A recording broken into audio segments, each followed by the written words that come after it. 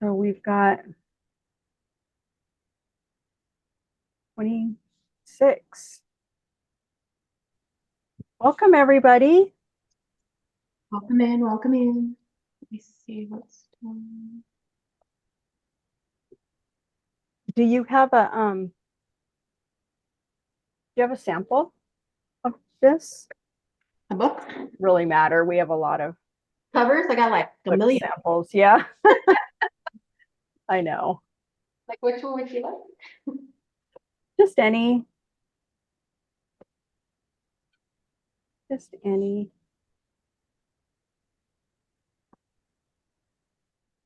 Good afternoon and welcome. I don't know what time it is at your place, but it's noon for us in California.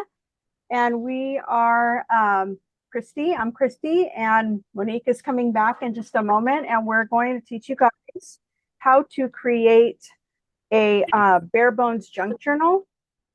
And Monique's going to show us some of her amazing things. And she is actually going to go first and teach us the cover first. If you guys have a supplies list, then you can follow along with us. And if you gathered all your supplies, if you don't, post it in the chat and I will post a link in there to the supplies list and you can quick pull stuff together and follow along. If not, we will have a replay available afterward. And then you could, I don't know, how long are we going to have that up, the replay, Monique? As long as it, I mean, all I'm gonna have it on the videos on my website. Okay. I never. So it's just going to be indefinitely up. Okay. All right. Well, that's cool. I forgot one thing. All right. Okay. So where are you guys all from? I see Ellen's here from Australia, Darla from Texas. Where are the rest of you guys from? Just pop it in the chat. And also pop in the chat if you guys have ever made a junk journal before. And if you have not, you're in for a super fun time. Vegas, baby. All right. I love your name, Mitchie's Munchies. That's so cute. My daughter lives in Vegas, and my grandson. Hi, lady. Did I tell you I moved? England. Teresa's from England. Scarlett from Colorado. All right. Well, we're going to make a Barebones junk journal today. We're not going to do all of the inside stuff, but what we are going to do is we're going to put together a pretty cover, and then we're going to put together some signatures, and I'm going to teach you how to sew those in, which is the reason why we needed our needle and everything else like that. So do you want to go ahead and get started, Monique, or do you want to talk for a bit? See, how are we doing with people coming in? On mute. Quick. We got 31. We want to wait just a few more minutes, just make sure everybody's in here. Wait 5 more minutes, maybe. Sure, but do you have anything you want to say? I'm Monique. I'm Misfit Crafter from Misfit Crafter Studio. Hey, everybody! I see some friends in here and everybody from the site. Supply list. Yeah, we'll go over the supply list. I'm gonna miss you. Yeah, sorry. There's so many people that I didn't tell that I moved yet.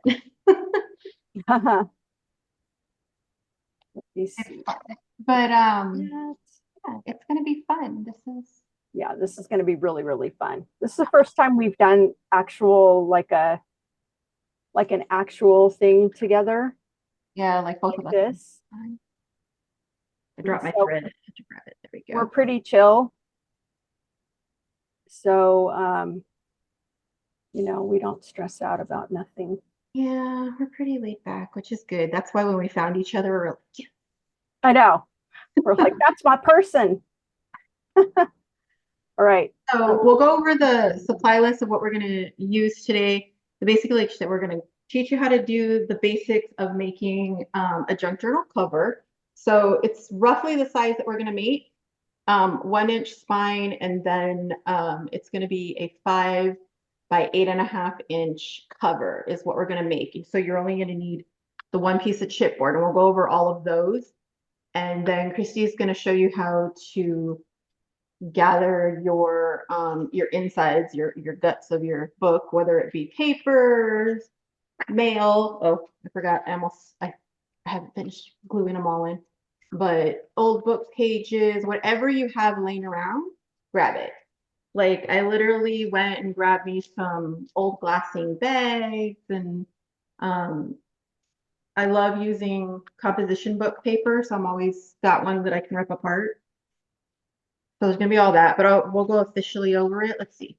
So I don't hear as many. Okay, so let's go over a supply list. It's really simple. All you need is 1 sheet of 8.5 by 11 chipboard or a cereal box, any kind of leftover box.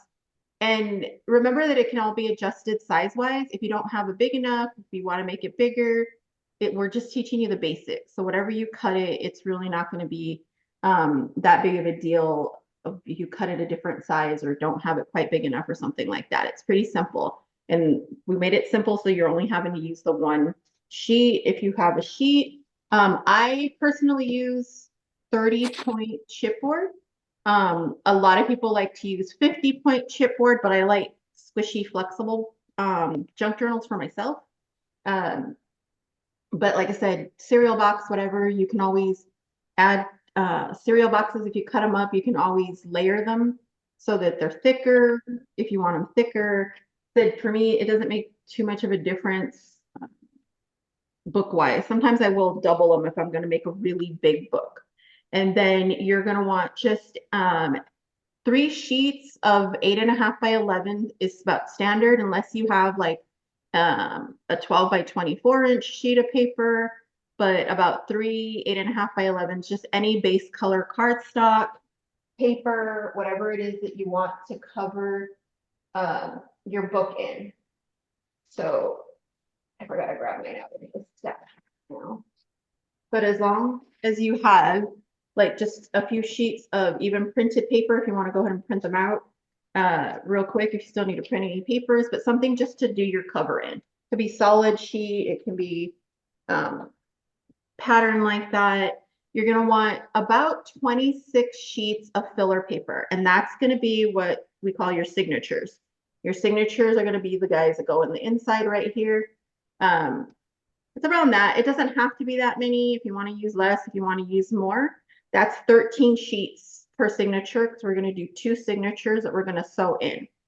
So if you have about 26 sheets of any kind of filler paper, like I said, it can be bags, it can be regular lined paper if you just want to do it all white, it can be scrapbook papers, anything like that. It can be cardstock. A lot of people always ask if it needs to be specific paper, specific cardstock. It can be anything you want.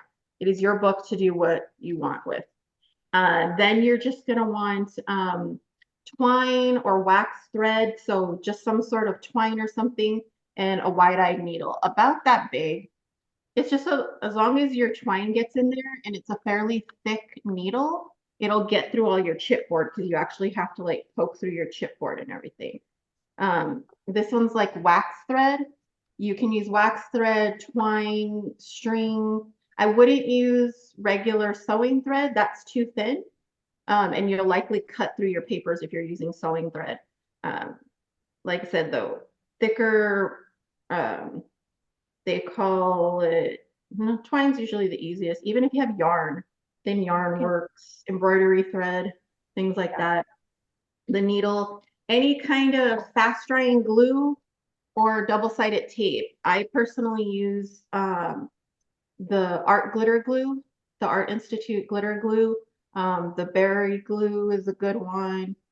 Scotch Quick Dry, or they change the name all the time of that one. Those are all good because they dry fast enough so you don't get wrinkles. And then you have any kind of double-sided tape if you want to use that instead, or both. Sometimes I use both in combination. And then your paper cutter. You just need some sort of paper cutter and a bone folder. Any paper cutter and bone folder. One little tip that I'm going to give you prior as well to cutting chipboard or your cardstock. One thing that I do for my paper cutter, which I just realized is missing for some reason, is I keep a separate blade just for cutting my chipboard because, oh, there it is. So I tend to always have like one blade that's just for my paper and one for my chipboard. They're not different blades, they just happen to be different colors because that's the only color they had when I had bought it. But you're gonna have one for your chipboard, usually is because it dulls way faster. And you're not gonna want to cut your paper with that one after because it's just gonna rip it to shreds. But it'll keep cutting your chipboard nice and smooth.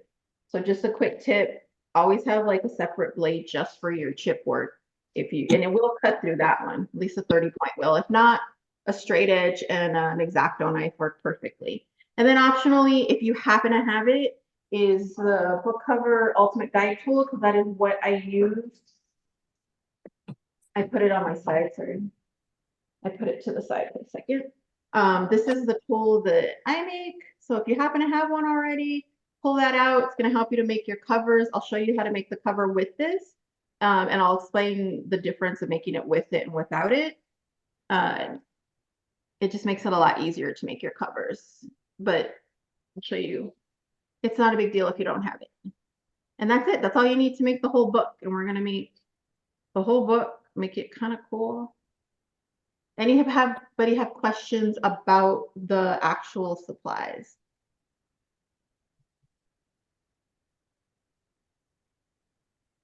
No questions on supplies? You can raise your hands, you can put it in there. Where do you get the tool? Oh, I should probably give you a link, huh?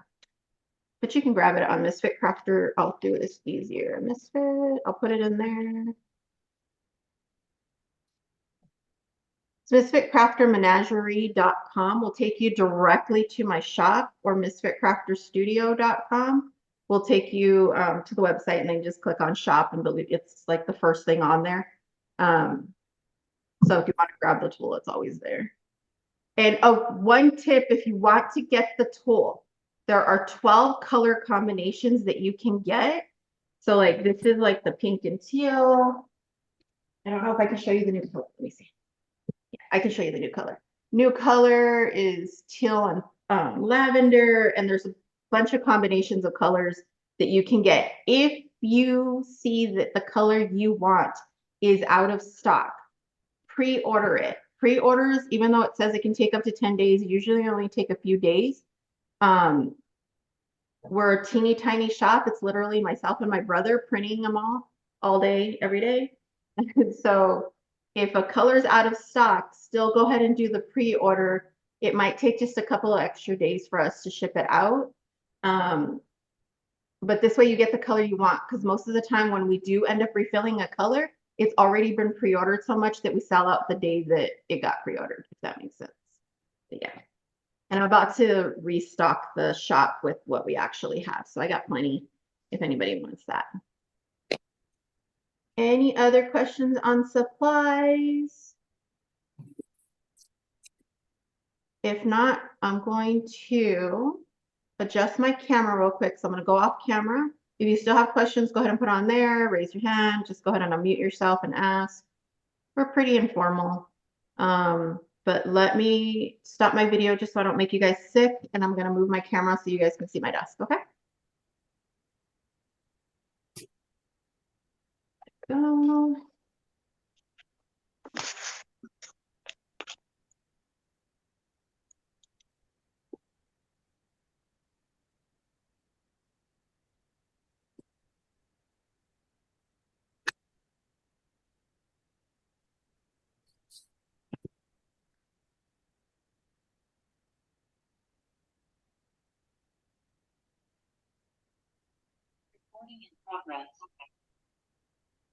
So if you're just joining us, welcome. I am just readjusting my camera so you guys can see my desk now. We're going to get started soon. If you take a look in the chat, you will see a link to the supplies if you haven't gotten them yet. Most supplies are pretty simple, so you can grab them real quick if you still need to.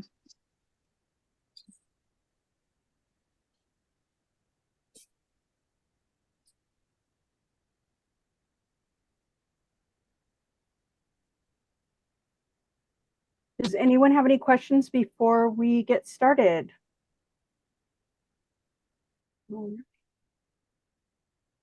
Fantastic.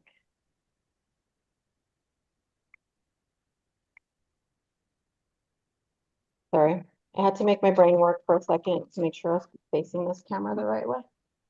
Oh, you're fine. I know technology, it's just like that. All right, let's see. Looking good. Position good. Oh, I think I just need to raise it a little.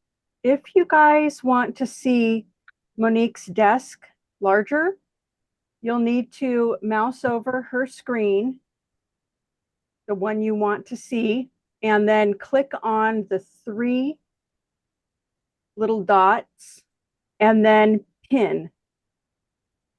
And then you'll be able to see it big. And then you'll do the same thing whenever I take over. Yep. All righty. All right, so making the cover part, that one's simple. That's just going to be your chipboard and your paper cutter for now. And then your sheets of paper that you're going to want to cover this with. And I'll show you a trick on how to make like everything kind of work together pretty well. All right, so the first thing we're going to do is just stick our paper in here, landscape, which just means we're putting it this way. And make sure there. And all we're going to do is go ahead and cut off an inch. Just so you know, like sometimes when you get chipboard, even though it says it's 8.5 by 11, sometimes it's not quite right. Don't worry about being too perfect about it. Junk journals are forgiving that way. But we're just going to cut an inch off for our spine. And this is going to be our spine piece. So just cut your inch off. And then you're just literally cutting this in half at 5 inches. But just know, if your chipboard by any chance is like slightly bigger, slightly smaller, you're going to end up with slightly different cover sizes on one side and the back. Like I said, they're pretty forgiving, so it's not too much of a big deal. So you want your 2 5 by 8.5, and then your 1 by 8.5 inch size chipboard. Like I said, this one's a really simple, easy way to make a cover. Then I'm going to grab my paper.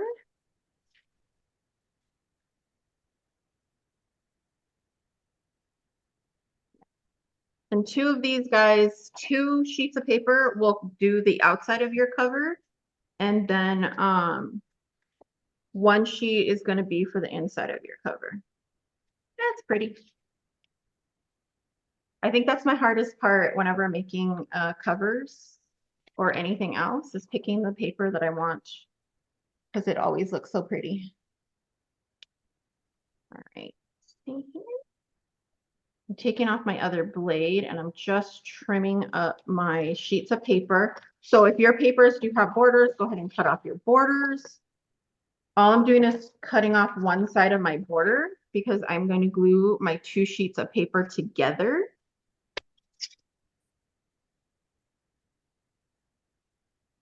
Go. And here's what I usually do. Whatever size your spine is, what I'll usually do is overlap my paper by that much, or double that much, sorry. So just find a marker of wherever you want. I'm going to overlap it 2 inches so that it covers my entire spine without having like it ending up on the edge. Because if you end up doing like where you only do like an inch, what will happen is that when you put your cover over this, you run the risk of it ending up like right on the edge. And what usually happens is this little end will be popping up all the time, and you'll find a hard time trying to like smooth it out every time you look at your spine. So if you want it like to either meet down the middle or just to make sure that it doesn't like pop up, I usually double overlap whatever size my spine is. So I'm going to do it 2 inches over. So all you have to do is glue your 2 pieces together. If you have 8.5 by 11, 2 inches should be more than enough, because what you want is to make sure that you have about an inch border allowance all the way around everything. And these are going to get a little closer, and I'll tell you the measurements for that. But for right now, go ahead and glue your 2 sheets of paper together if you need to glue them together. Like I said, if you have a 12 by 24, then you got no problem. I'm going to use my tape for this guy.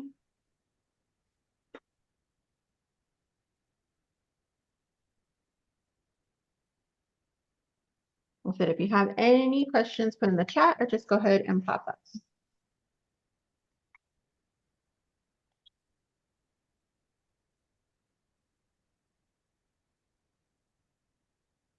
And if you use it on your paper cutter, it just helps to keep everything straight for you, nice and easy. So I put the tape on this side, and now I'm going to go on this side and add the tape here. Now I don't need my paper cutter anymore.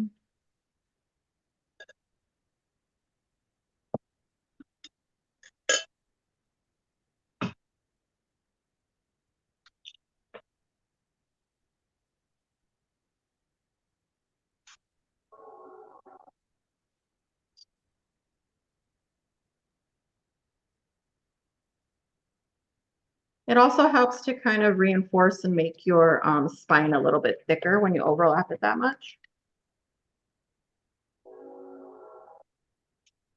We're just going to pull that off. And then we're going to be using this side. Okay.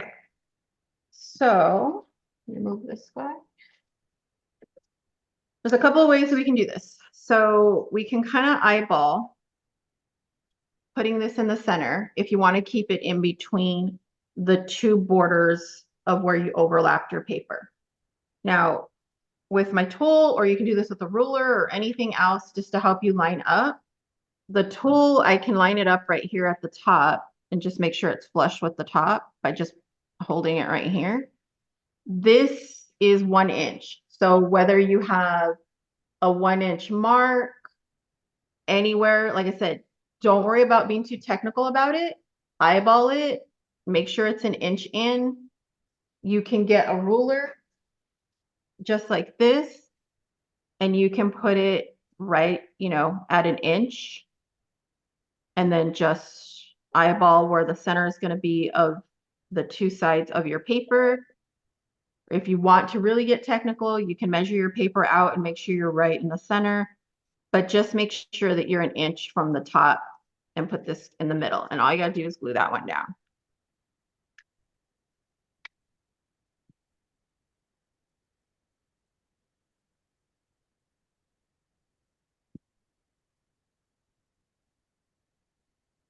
Yeah, chipboard is, you cut off 1 inch first.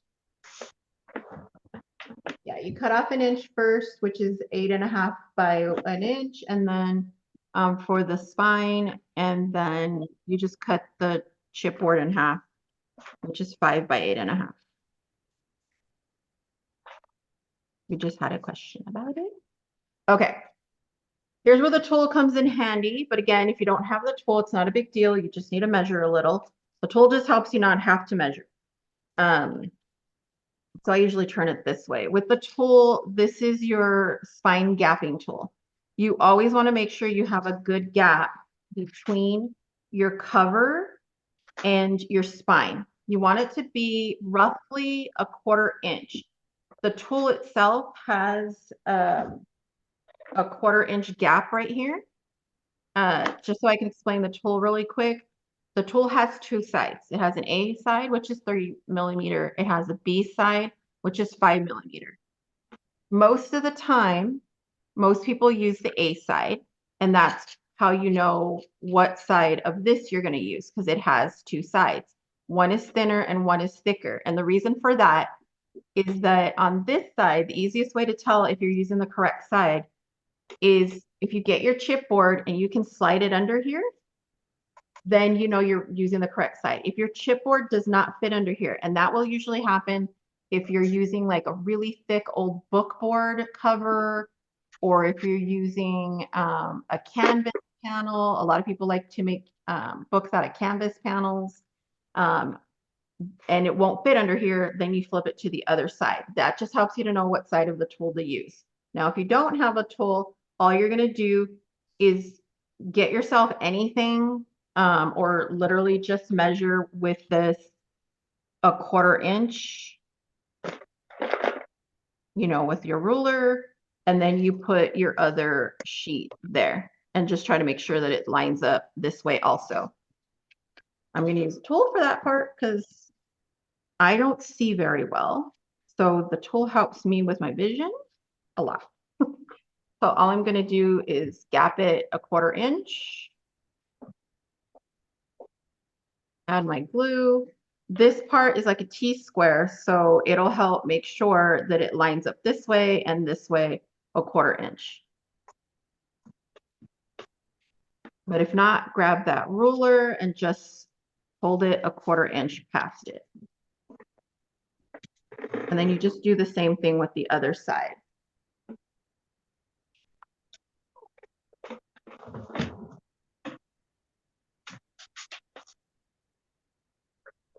And then if you're just joining us, just to know there's going to be a replay. Both Kristi and I will have a replay, so wherever you came from. On my website, it's going to be on my website in the videos after. And Kristi, you're having it in your Facebook group, right? Or you're going to have a link? Yeah, I'll post the link in the Facebook group and I'll probably email it out. And so, yeah. And once you have your chipboard placed, just smooth it all out. And then you should have something that looks sort of like this. So everything's glued down. You have a 1/4 inch between. This is lined up. This is lined up. And then all you're going to want to do is trim away the excess paper from the outside. Again, you can get your ruler and just measure 1 inch off of your edges. Measure 1 inch, measure 1 inch, measure 1 inch, and trim off anything bigger than 1 inch. This just helps to keep the inside of your book nice and uniform, and it doesn't make it too thick this way. With the tool, all I do is shove that right there and do the same thing. I just mark my inch. So you can do it with the ruler, you can do it with the tool. I don't have to think about it with this guy. Hey everybody, welcome back to Living Traditions Homestead. It is an exciting day.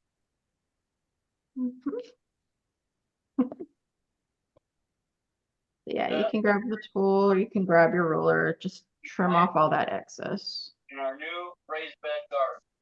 When we did the video showing how to do the irrigation for raised bed.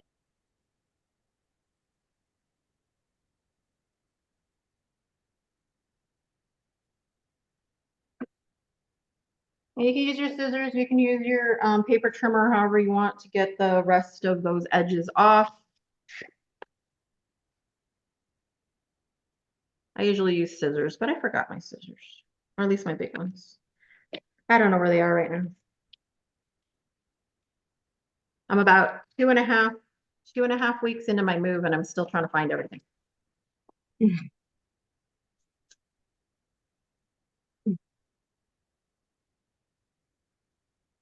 We're just cutting off all that extra. This is where it gets hard because this is not going to fit in my paper cutter on this side. So that's why I usually use scissors. And this part doesn't have to be perfectly straight when you cut it. You just want to make sure that you have that 1 inch allowance around it. Just like that. So you should have 1 inch all the way around, 1/4 inch in between.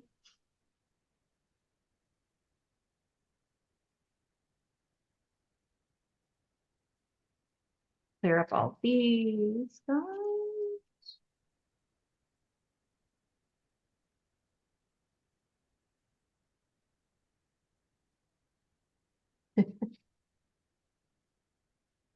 So yeah, if you're missing it or you just need to at least, I always tell people watch it at least once, and if you watch it through the replay, you can definitely get it after as well. All right, so the other thing that you're going to want to do before we start wrapping everything is you want to cut off your corners.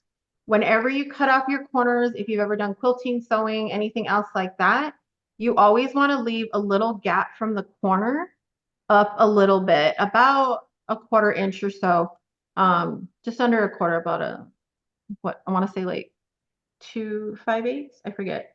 My brain is not good with the math. But about a 1/4 inch up, and then you're going to cut and add an angle. The tool right here, all you have to do is put it here and it already gives you your gapping angle right there. So it gives you a little gap from this corner to here. And if your sheet is bigger, if you have a thicker sheet that doesn't fit under here, then that's when you turn it to this side and it's going to give you a longer gap. And what that does is make sure that when you pull your paper over, it's going to cover that corner. So if you ever had a problem where your corner ends up sticking out in the corner of your book, that's usually why. It's because you've cut it a little too close to here. The other reason that you would use the B side is if you were using like faux leather, you're using like quilting batting and adding fabric to the outside to make it more of a puffy one, then you want to switch it to the B side so that you're cutting off at the right angle right here. That just gives you a little more fold over room. But on the tool, you just do this, and if not, just kind of eyeball it to cut the corners off. I'm just really bad that I have a very bad habit of cutting too close or too far or at the wrong angle, and I'm always messing up my corners. That's why I had my brother make this a thing. So then I'm just chopping off those corners.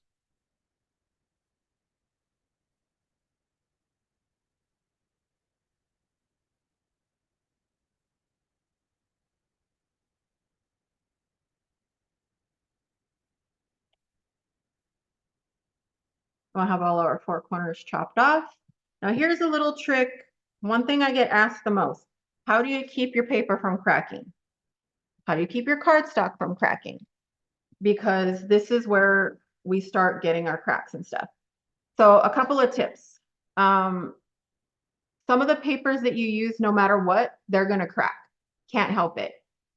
If you have a very, very textured cardstock that you're using, you tend to end up with it cracking more. Small tip that sometimes will help is if you have, and you want to do this lightly and you want to practice to make sure to see if this will work for the cardstock you're using, you can mist it very lightly with water. It'll help make your paper a little more pliable. Don't do it right away if you don't need to. Test it on your paper first, like get a piece of scrap, spray it, and then fold it and see what happens. Make sure it's not going to rip it instead. Very, very light mist. So you want like a misting bottle that gives you a very, very thin mist of water. That's one way you can do it.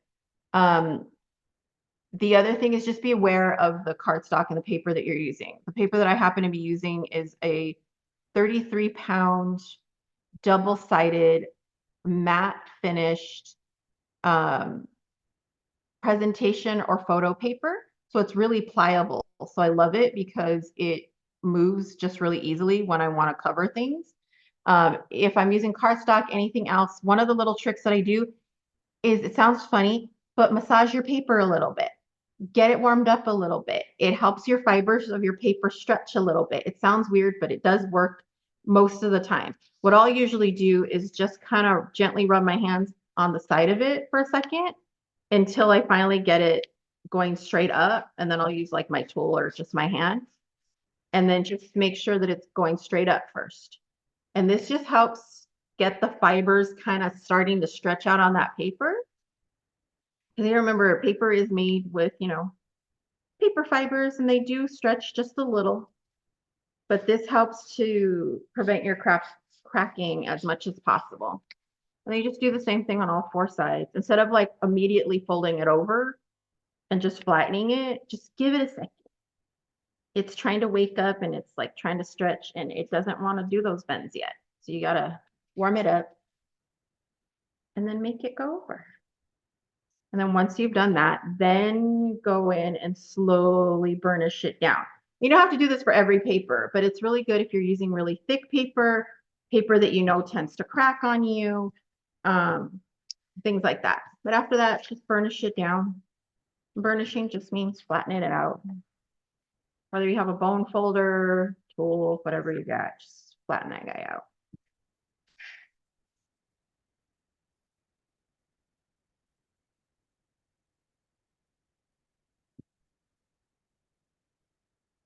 And then once you have it all flattened out, you're going to go ahead and just glue everything down or tape everything down. It's up to you. I tend to use glue just because it's a little more forgiving. And like I said, the glue that I use is the art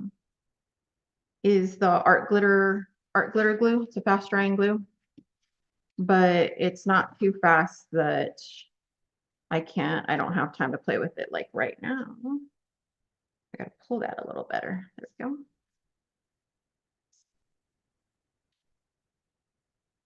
And there's no right or wrong way to glue it down, as long as you get it glued, but I tend to like do the two sides first and then the long side last. That's just me. Also, sometimes you think like, oh my gosh, I keep cutting these papers wrong. Sometimes it's not you, sometimes it's the paper. I've noticed a lot, especially from the, big M store, that papers are not cut correctly from the manufacturer lately. So don't always think it's you.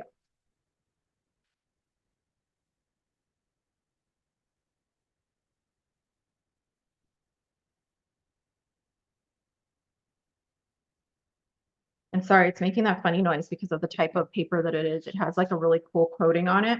The reason I really like the really cool coating on it is because if you see this, it's like super bright and vibrant. It's called Koala Presentation Double-Sided Matte Photo Paper. It's the best paper for printing, in my opinion, because you can double-side print black on black and it still doesn't bleed through. All right, so once you have everything all the way down, don't forget to go into your spine gap area right here and just burnish that down so that that stays down, and it'll also fold better. And you can just bend that guy out.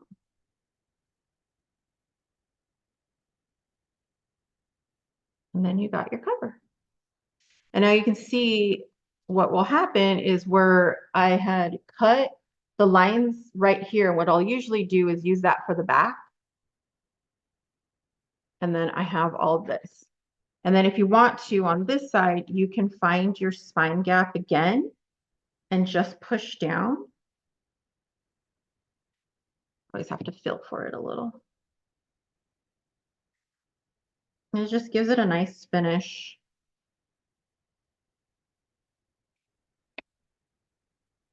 Have you ever seen like a book that you buy and it has that little bit of a rolled looking little edge? That's why you get that rolled edge, is because of how big the gap is right here. And it just makes a cute little gap.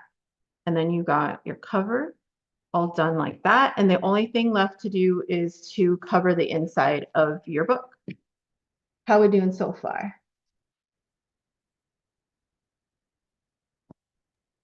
We're at 12:40, so you got plenty of time. As you can see, one sheet of paper covers almost the whole thing. So this is a good size book to start with because it's quick, it's easy, simple cover. I lose my paper cutter all the time. I don't know how. I'm cutting off my edges so I can put the paper on the inside.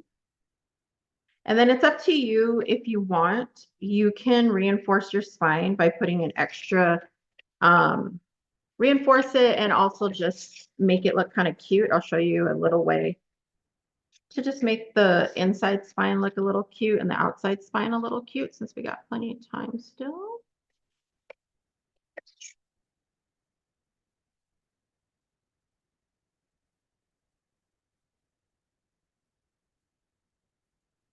Oh, and just so people know, for the tool, there will be an announcement made about it soon. So if you're not on my mailing list, you might want to get on the mailing list. And don't worry if you already bought one or want to buy one, go ahead and do that. There's going to be some fun things coming out for the tool. All right, my paper got all mished. I unfortunately cannot find my good paper cutter right now.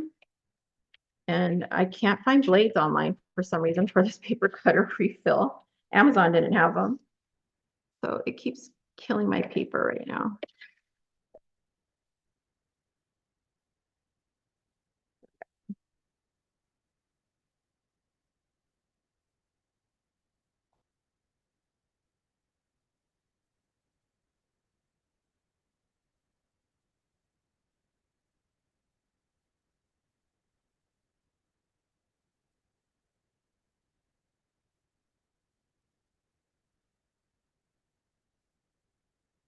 This is one of those papers that you can't tell if it's the top or the bottom.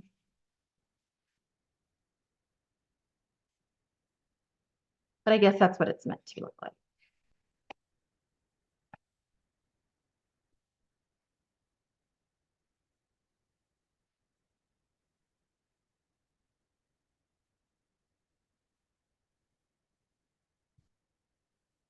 Everybody's so quiet.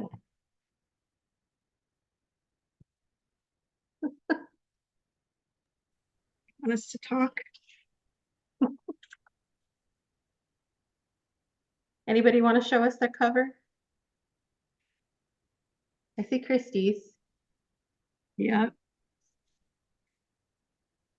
Still working on the inside. Yeah, take your time if you have a question or miss something. Oh, I see Ellen. That is cute. Oh, I want to see Ellen's. I have it on the like the big view. Hang on. I can look.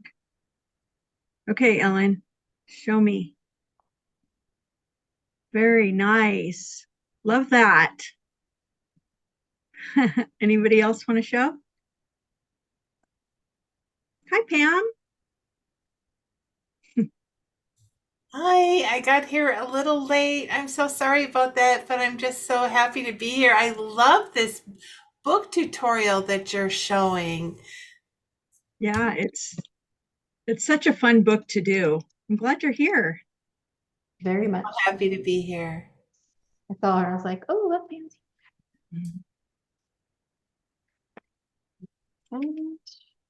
So once you put your paper in, if you burnish the center, you'll stop the bubbling a little bit. And I knew that I was going to get it. I'm going to tell you that right now. I knew that I was going to get the little bit of bubble because I didn't glue down anything on the sides. So I do recommend gluing all the way around. But it's because I was going to cover it up with something else and I knew I could prevent the bubble after. So I'm just burnishing it down really good across the spine. You can do it also different ways. You can either do one sheet, you can do 2 sheets just to make sure that you cover up the center. You can do that part any way you want. You can make a collage over it to cover the center. You just want to cover up all the brown, unless you like the brown and you keep the seal box. Not a problem. It's super simple cover. Now, one of the things that you can do if you want to dress it up a little, make it look a little different, is you can create another center. It'll help reinforce your center. And all you do is just make a piece a little bigger than that center, since we're already working with 8.5. And we have a 1-inch spine. I'm just going to make it a little bigger. I'm going to do it 2 inches. But on the outside, if I have a 1-inch spine, I'm going to do a 3-inch. So what I'm doing is just giving it like a little bit more of a visual, a fun visual to see. I love playing with spines and I love adding like all kinds of stuff to my spines on the outside. On the inside, you want to keep them fairly simple. You don't want to stack them too thick because you got to remember we're going to have to sew into our book. So try to avoid making them too thick so you don't have that problem. Here, trying to make sure I see my lines right there.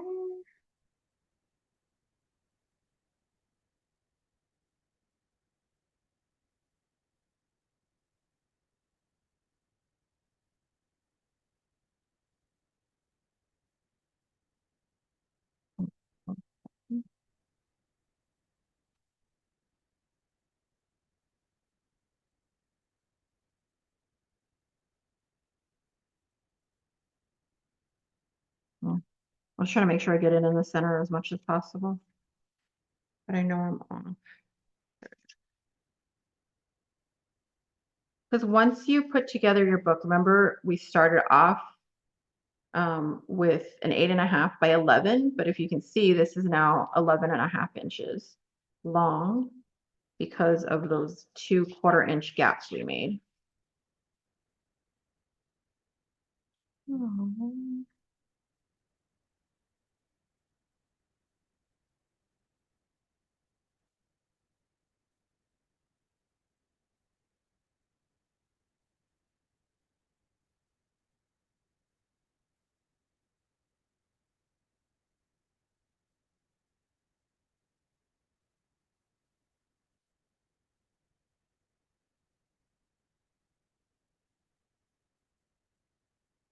you're there. So I just made a little bit more of a visual center just to make it look cute. So it has the little sides, but it also helps reinforce the center just a little bit. And I didn't put my glue in there the best.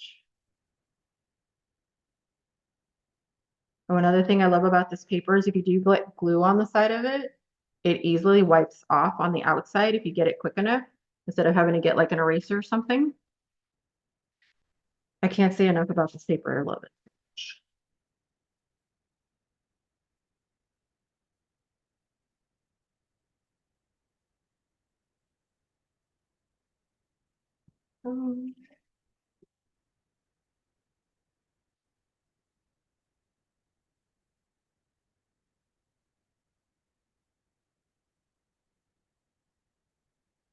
Like the gold paper I'm using, on the other hand, is a little funky. It's very thin, but I like it because it gives it like a crackly old look to me.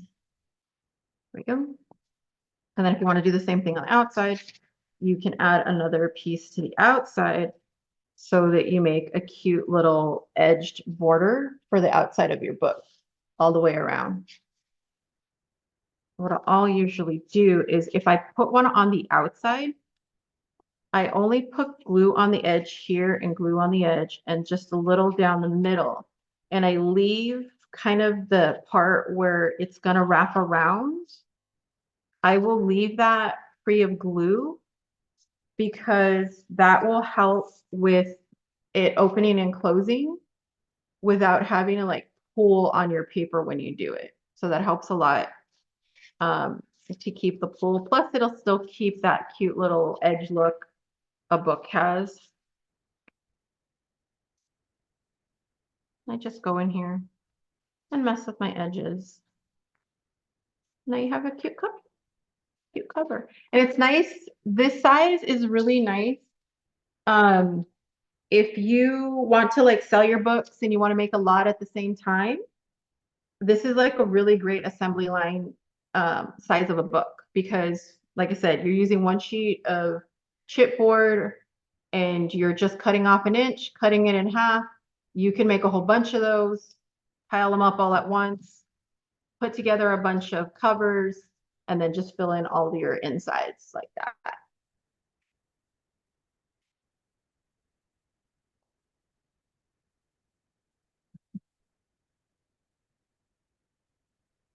Reading some messages. Any questions on the cover?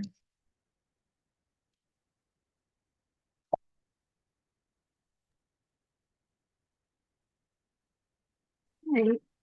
Let me know when you're ready for me. All right, I think we're ready. If there's no questions, I'm just waiting to see if there's any questions. Anybody has any comments, questions, anything like that for your cover. Like I said, cover's super duper easy. You can make a whole bunch of them really, really fast.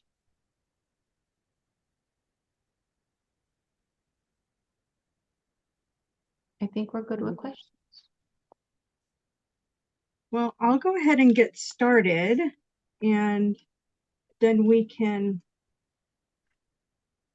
stop if anyone has any questions about the previous part. Okay, so the first thing I'm going to do is just talk about the different kinds of paper that I use. It can come from anywhere, really.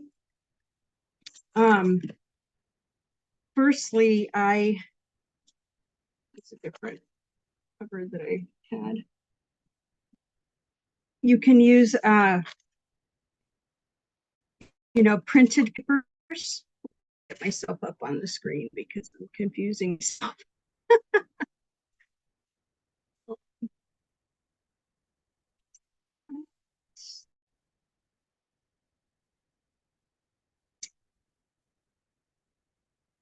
Okay, here we are.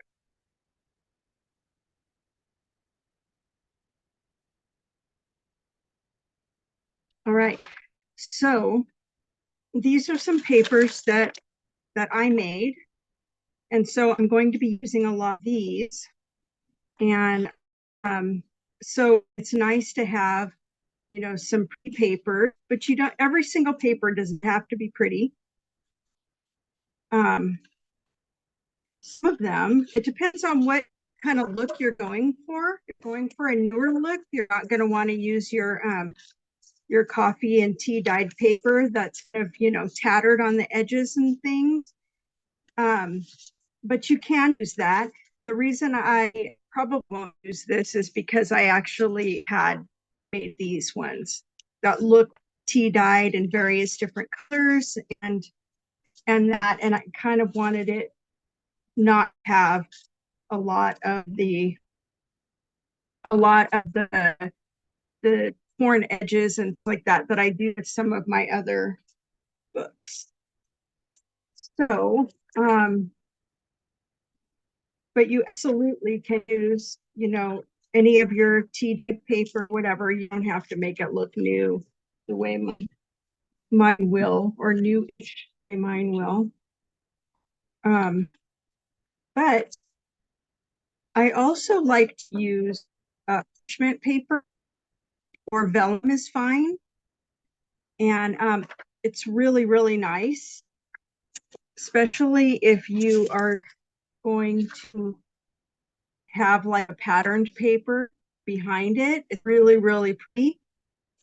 And it lightens up any vibrant color if you want it, you know, to have it look a little bit different. I also am going to, this is funny, I'm also going to use some of these papers that are like my sample ballot, you know, because I save all kinds of different paper. So I'll probably use a little bit of those and find some creative way to use that. I will probably use some of this, and this is actually a, excuse me, let me get a drink really quick.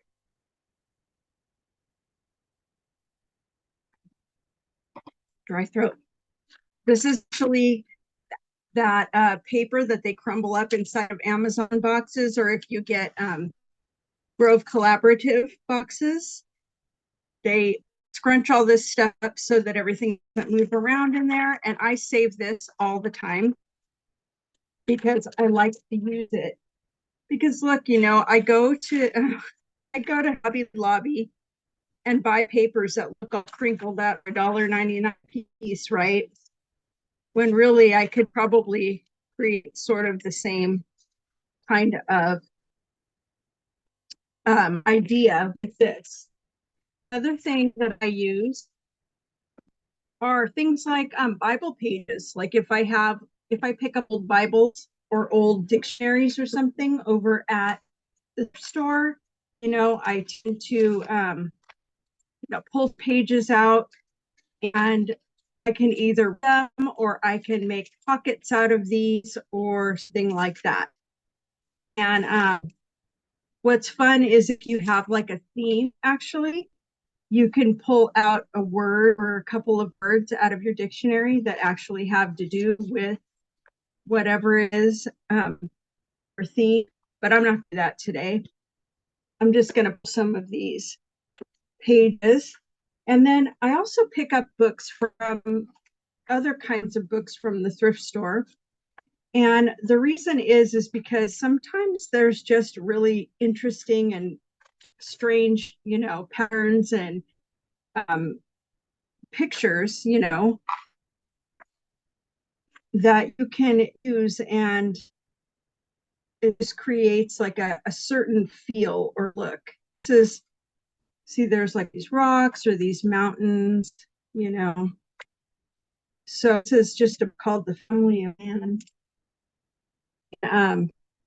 This book here, I got to, this is funny because I look for creepy people in these books for my like creepy journals and stuff. Did a dark ephemera journal a while back for my youngest, and I pulled pictures out, you know, kind of like this. This sort of reminds me of Haunted Mansion, that ballroom kind of picture, or there's like, you know, these odd looking people, you know, and so you can find a lot in books like this.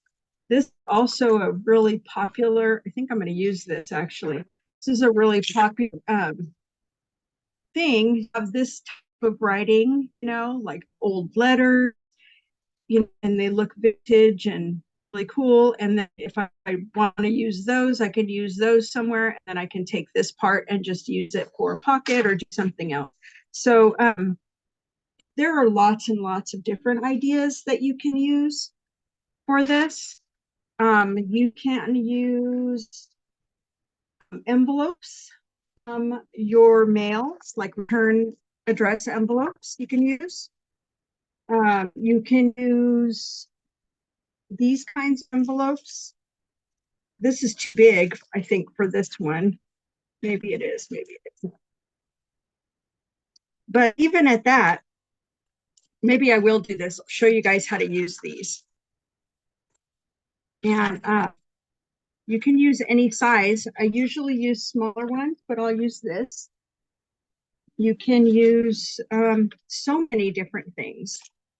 You could make paper on your own, you know, and bind your own paper. Or you can simply just use trash, you know. You can use, I believe that Monique just talked about using paper from, I always forget what those are called, but composition books. You can do that. Sometimes I draw the paper out of a composition book, use it for a cover, and then I've got all this paper left. So basically what we're going to do, you can make a signature out of pretty much anything, is my point. So what we're going to do, though, we're going to count out 20 pages. And then, 26 all different style paper. I think I will use all of these. And then we're going to arrange them in all sorts of different ways. Or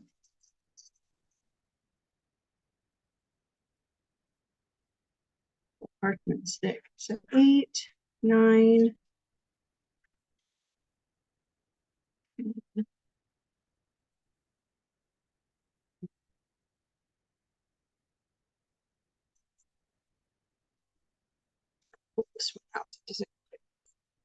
So that's 13, 14, 15, envelope 16. And then I think I'll just throw in some regular paper, just some white paper.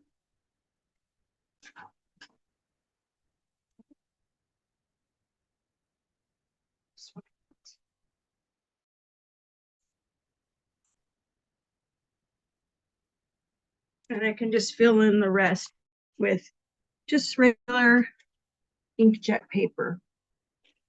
So I like to use 24-pound paper. 5.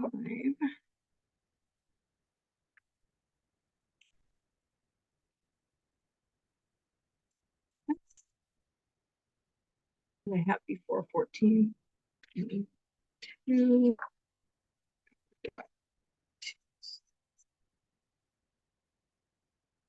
Option that you can use. I'm probably not going to use this time, but you can use like really pretty, real pretty tissue papers. You can get these just Dollar Tree. I might have some that I can actually use. That would probably match this nicely. Yeah, this one will. So maybe I'll use some of that. And then also, I just got my hands on some books that I didn't realize I had still. You can use some things like this, like old songbooks. And I used to collect a lot of little things like this and just leave them on my shelf. But I mean, nobody's going to read them. Nobody's going to do anything with them. So I just kind of pull pages out as appropriate and, use them when. These ones would be more like something I would use in a theme sort of book. So anyway, so I think I'll go ahead and use, let me set aside. And this doesn't have to be exactly the right size, you can do like really nice signatures like the ones in this book. You know, nice, perfect looking signatures, or you can do them the way I'm going to do them today. And they don't have to be perfect. It can be, they can be put together any way you like. So I know that I think I'll break them up in 2 different piles here. I don't think I need any more than 1 envelope, so maybe I'll just use like the paper in here and envelope in that one. And then just start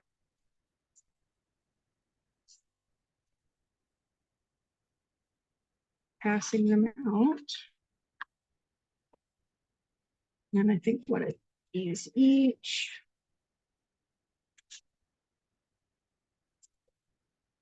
And then you'll go in with each of your signatures and you will decide how you really want it to look. So let's see. Set a couple of those things aside because let's see, 2, 3, 4, 5, 7. So I need about 6 more pages here and probably 1, 2, 3, 4, 5, 6, 7. A few more pages here. Some plain, 8, 9, 10. I don't need so much of this paper. And the reason is it's because some of these printed papers that I have are actually white on one side, and I have double-sided print papers here too. So now I've got 10 each. And let me see if I can find some other interesting papers to use. Should be able to, because I have enough paper around here.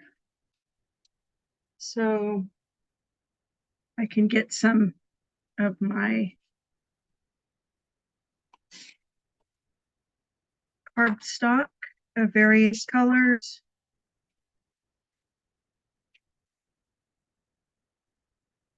So I've got 13 in each, but I still want to use some of this somehow. And it may just end up being like an overlay or something.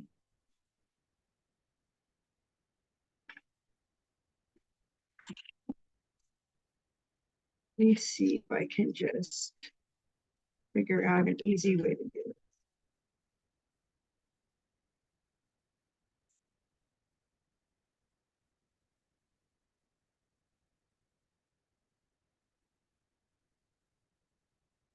If you want to see better, you'll need to go up to my screen where you see hands, go up to upper right-hand corner and click on the 3 dots and click pin. That's how you'll be able to see better. Because unfortunately, I can't control what is happening on everybody else's screen. I wish I could, because that would be easier. Let me know if you don't get it and I'll help you further.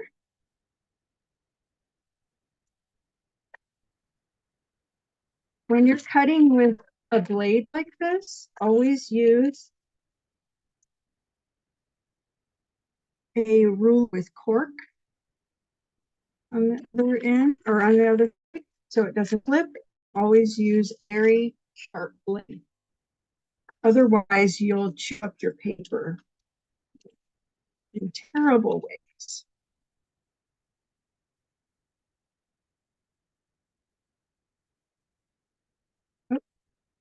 Even with a sharp, sharp blade. Turn it over. Okay.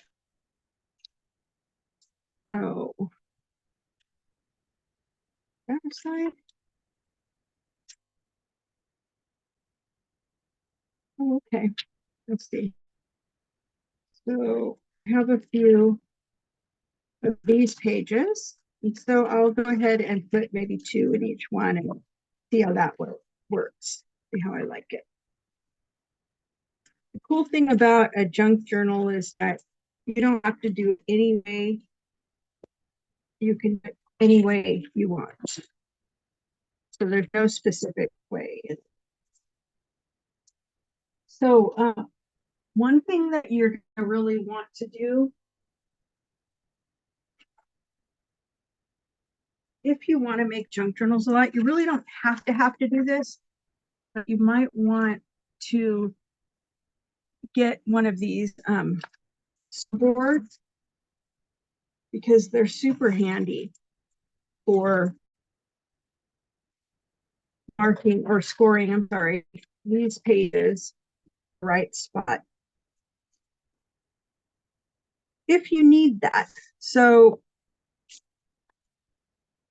what I really need is for it to be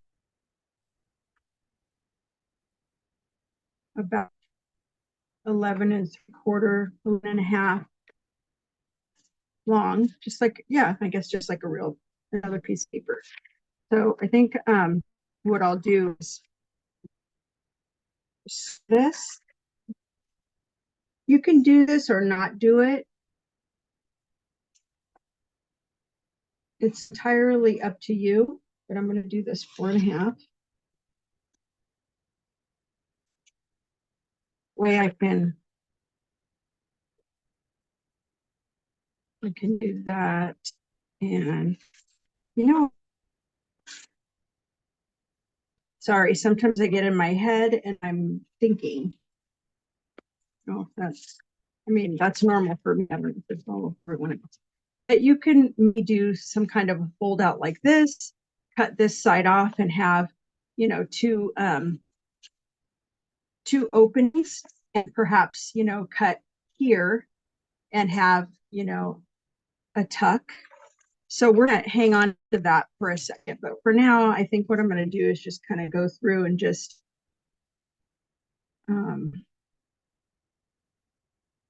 mark these at 4. I think 4 is in this picture.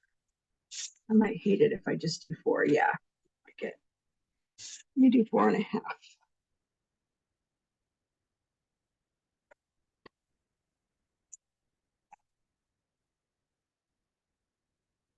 So because this is a 5-inch,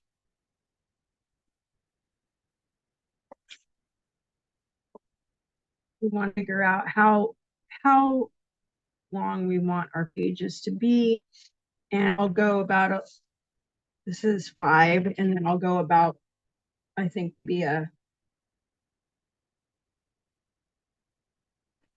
I'll just go at 4 3/4. Quarter.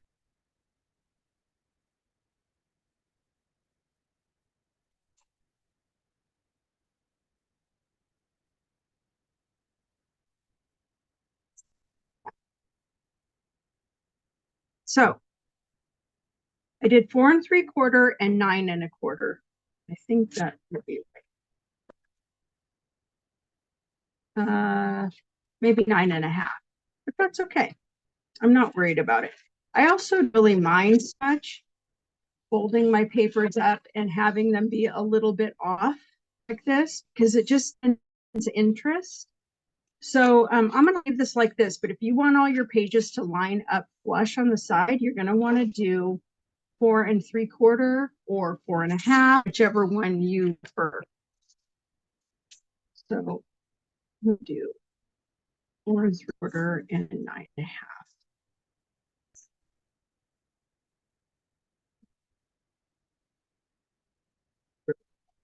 As well. And so I like to leave these together because there's lots of different ways that I can create something interesting, so that they're not all looking like, folded pieces of cardstock and paper and things like that. So I've got 2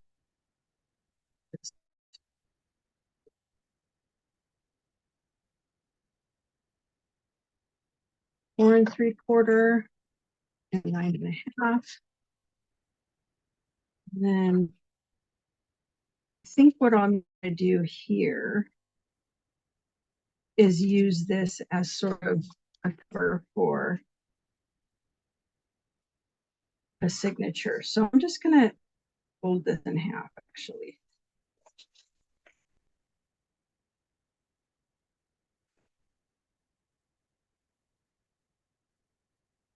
And just figure out how I'm going to do it. So there is going to be a method to my madness, but this is kind of how I do it. I don't usually have a plan. I usually just sort of go and then just figure it out later. Have a basic idea and then go with. So, but if you wanted it to be, you know, nice and neat and cut and dried, you would just cut your papers to 9.5 inches wide. And the center would be 4 3/4, if that makes it easier.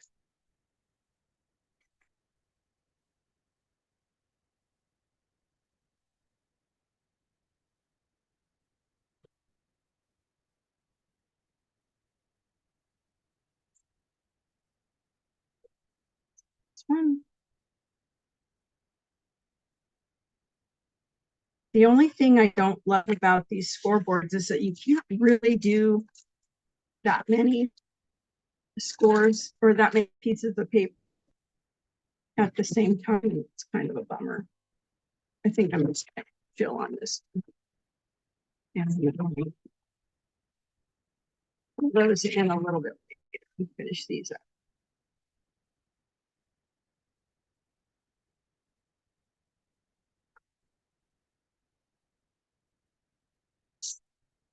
Is everybody starting to get hot weather?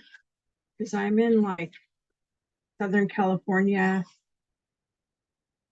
I don't know what they call it. Well, Inland Empire, they call it, but it always feels like a desert to me. And it's just getting so warm in here now.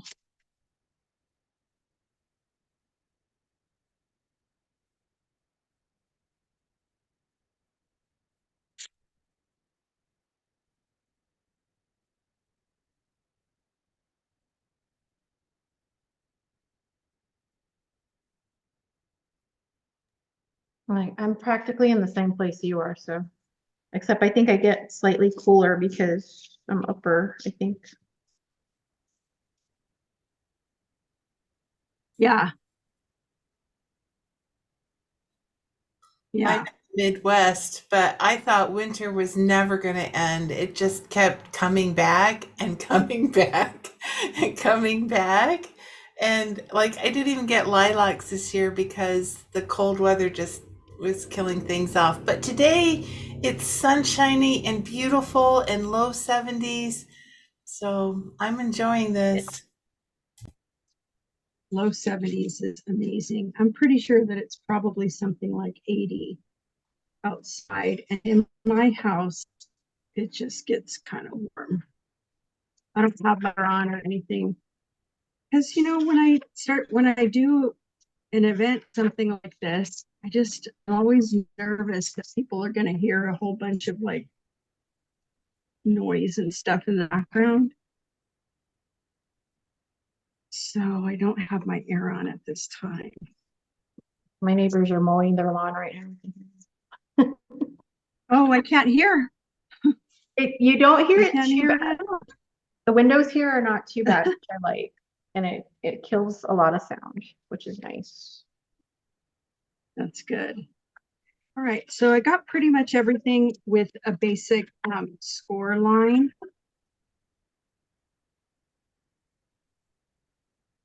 And so I can start putting these together. How are we doing on time? Okay, we're 1:17 right now. Oh, not bad. Okay, let me get something to put my hair though. Just real quick.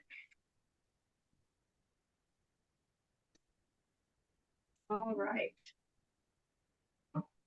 Does anybody else put like glasses and hair things and scissors and, you know, whatever it is that you need the most all the time in every single room? Okay. All right. So let me see. Some light here. All right. So I'm going to use these pages, or this page in particular, as a cover of one of my signatures. I think it would look really pretty to open it up and to see that. So very flowery. So now, let's see. My next thing that I might want in here, maybe one of these. We put in some of this. I'll just kind of put that in there. Go along with the path of least resistance here. And some white paper.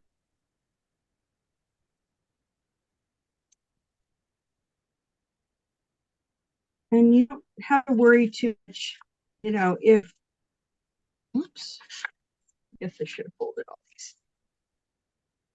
You don't have to worry too much if everything's kind of like, looks all wonky and stuff, because you can always take the paper cutter to it after and, you know, fix it up the way you like it.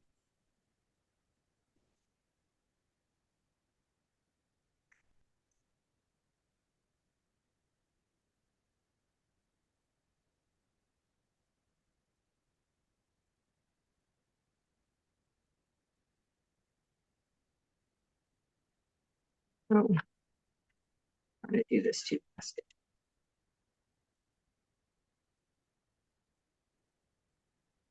Let's get another.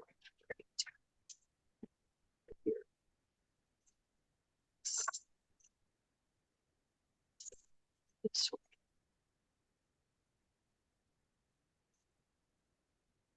How many have I got? 1, 2, 3, 4, 5.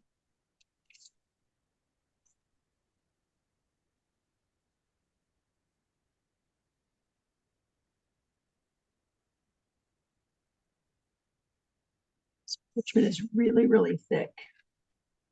Vellum is maybe a little bit better for this, but parchment, it's pretty good. I got this from a thrift store, so, you know, beggars can't be choosers, right? What I just did, I Okay. grabbed the parchment and like pour it up to put in the middle. Yeah. This gold paper is hard though. Huh? This gold paper that I got is like hard to rip through. Yeah.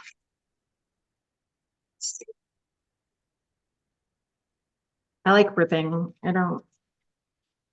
Huh? I like shabby, super ripped up. Oh, yeah, I do too. I also like that. And we probably can do that, you know, with some of these. I probably will keep looking count. 6, 7, 8. Am I coming What's out with like everybody's less style? paper than I always Huh? wondered. It's like I wonder what everybody's style. Shabby, ripped up edges, nice, neat, everything measured. Oh yeah. Neither is wrong, Yeah. that's for sure. It's always a Yeah. preference.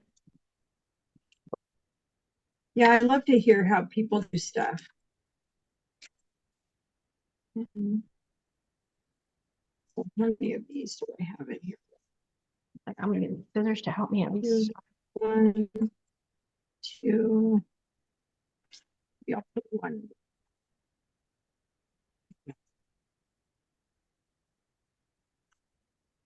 That's 3. Okay. Gotta find my 10-volt scissors just to make it easier. white. So you just put it in any way that you like the way it looks. And then as far as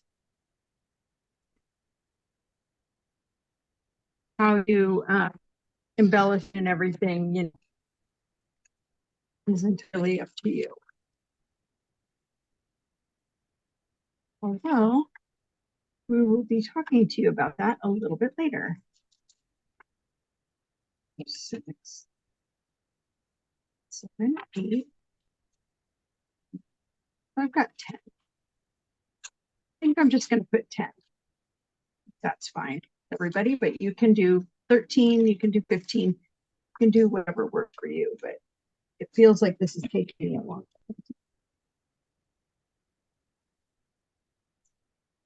time. Okay, so my second one is going to be like this.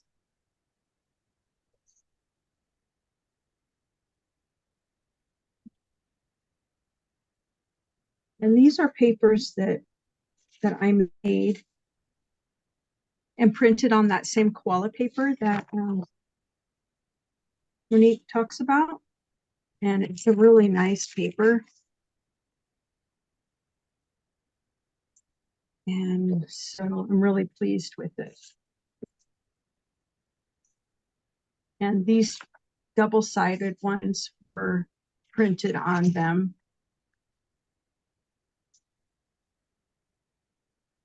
And they print out quite vibrant.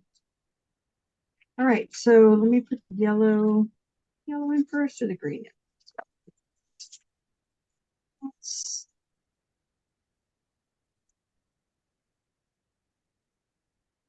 I like these fake ripped edge scissors.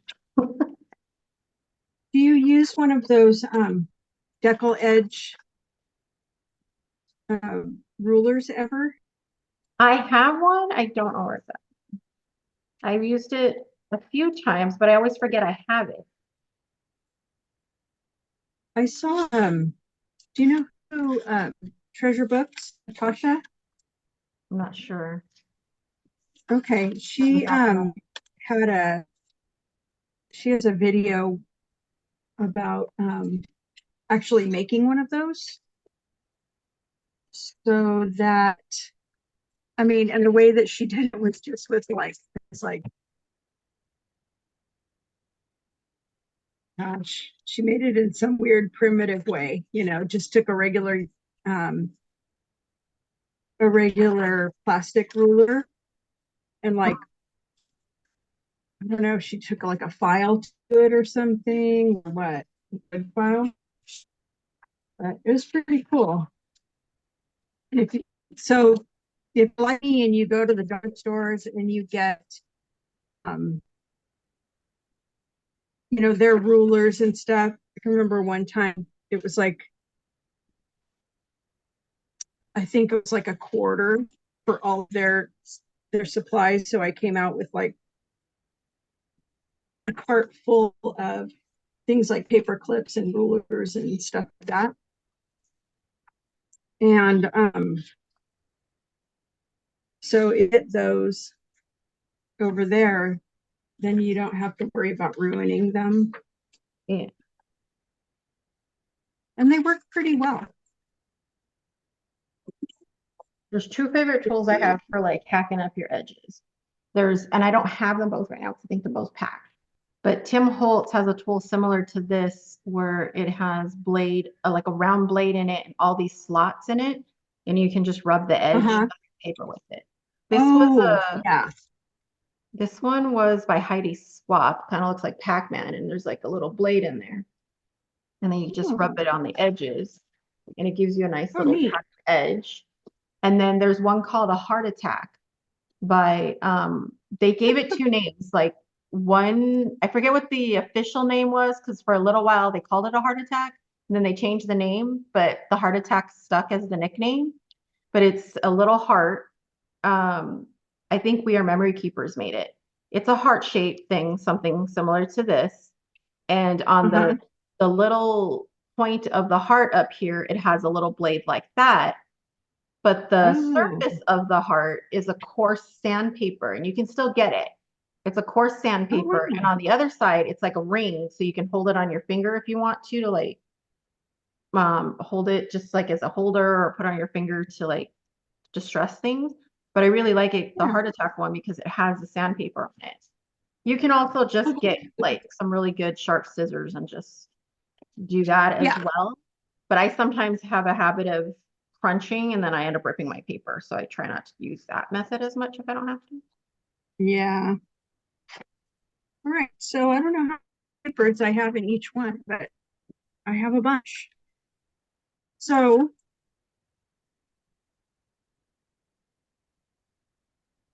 I'm going to probably sew this.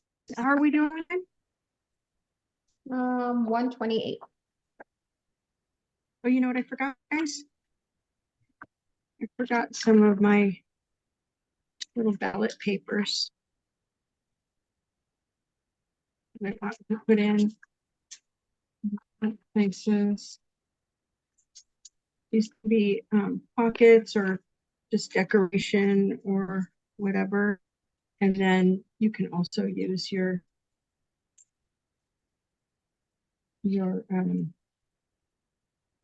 book pages just to add some interest.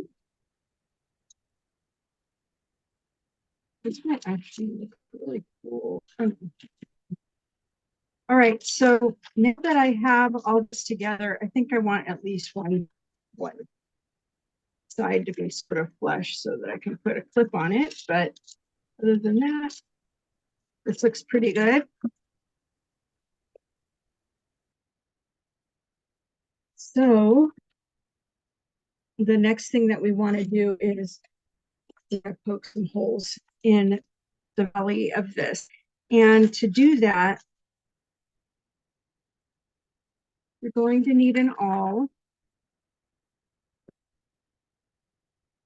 and probably something soft. So I always use one of these. And if I want to, I like this because it has these lines here and there's down here at the bottom as well. Down on this end, if you can see that. But it helps me to keep the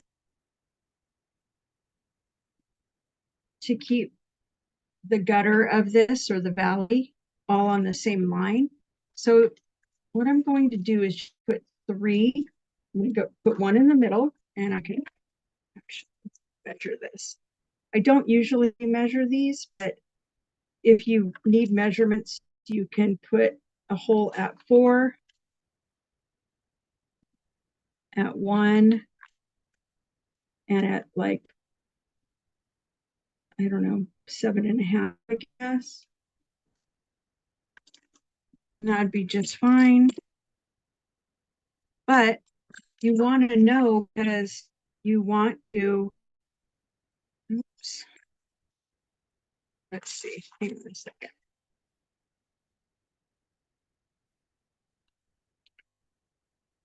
Because you want your holes to be the same on cover. So I'm just going to make a little guide so that I can use it. Hold on a second. Probably would be better if I were to actually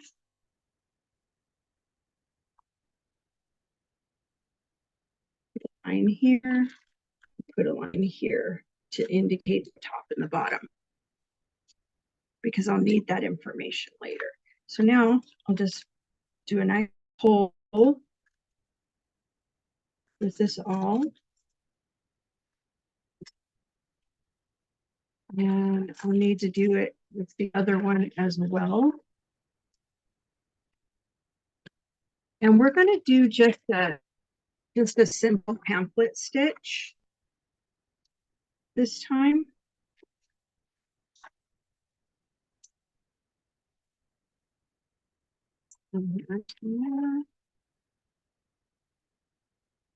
your little things for fun.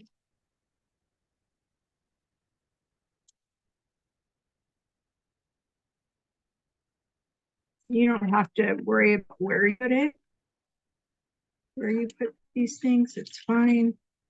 I like things to be kind of a little bit uneven sometimes.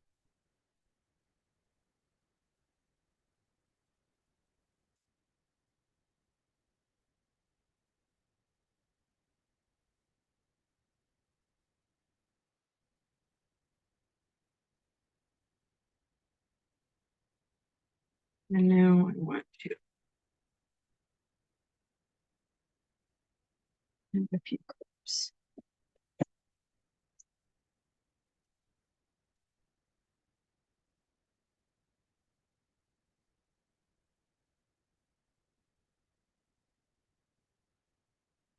Wait.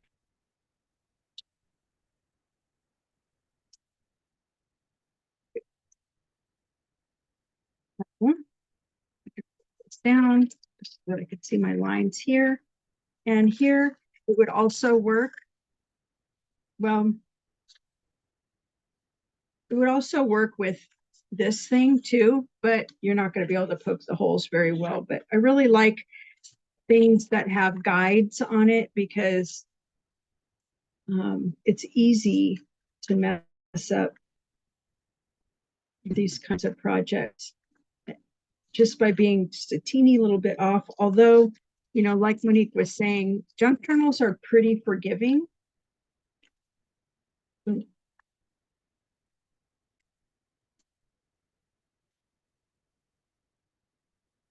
right. There's those two things.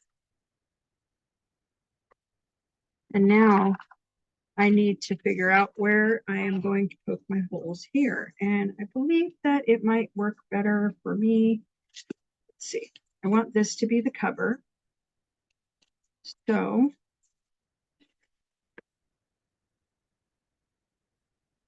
where did my guide go?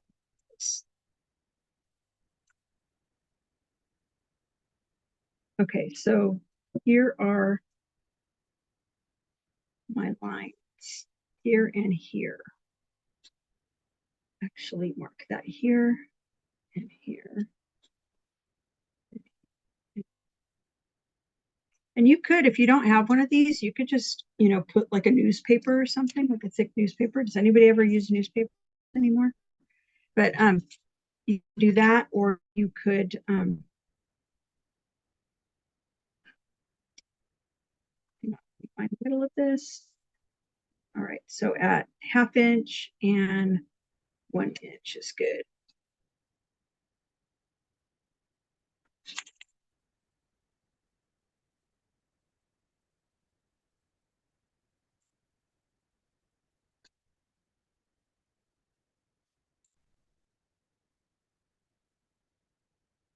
Inch, 1 inch.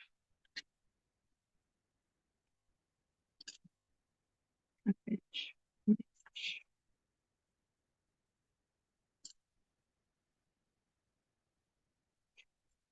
So that should do it.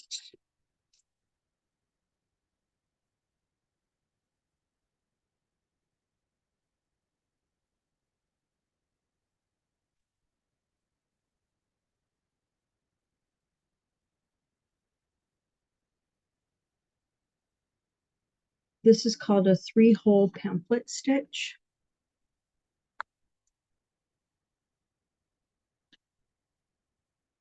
And that's because there are 3 holes.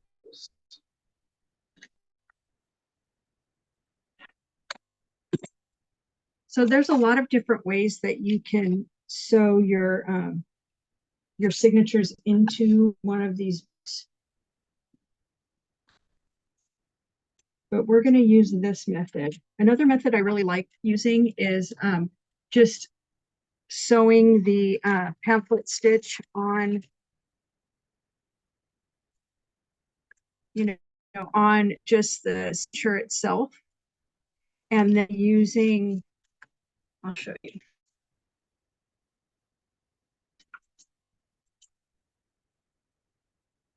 And using like a elastic thread.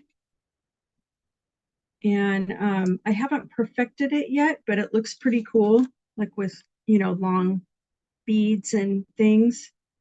And so, you know, just play around with things that you like. And the cool thing about this is that all I have to do is pull these out, and then I can write in them if I want to, or decorate them without having the bulk of the book here. So yeah, that's one way to do it. Another way to sew this is just on your sewing machine. That's what I did with all of these. And you know, so you could see that I use a lot of different little things. This is actually the plastic, some kind of I don't know, paper or something, probably like a 8x8 paper or something. So I save everything and find ways to use stuff. I use some new things. The awl, so there's a lot of different kinds of awls you can get. This one is actually a leather awl because I do lots of different kinds of crafts. So you know, I like this one because it's thin, but it's thin down here, but it's also thicker up here, which makes to me this a little bit better than using a super thin bookbinding awl, because the needles that I use are relatively thick because I want them to have large eyes. So anyhow, this is front.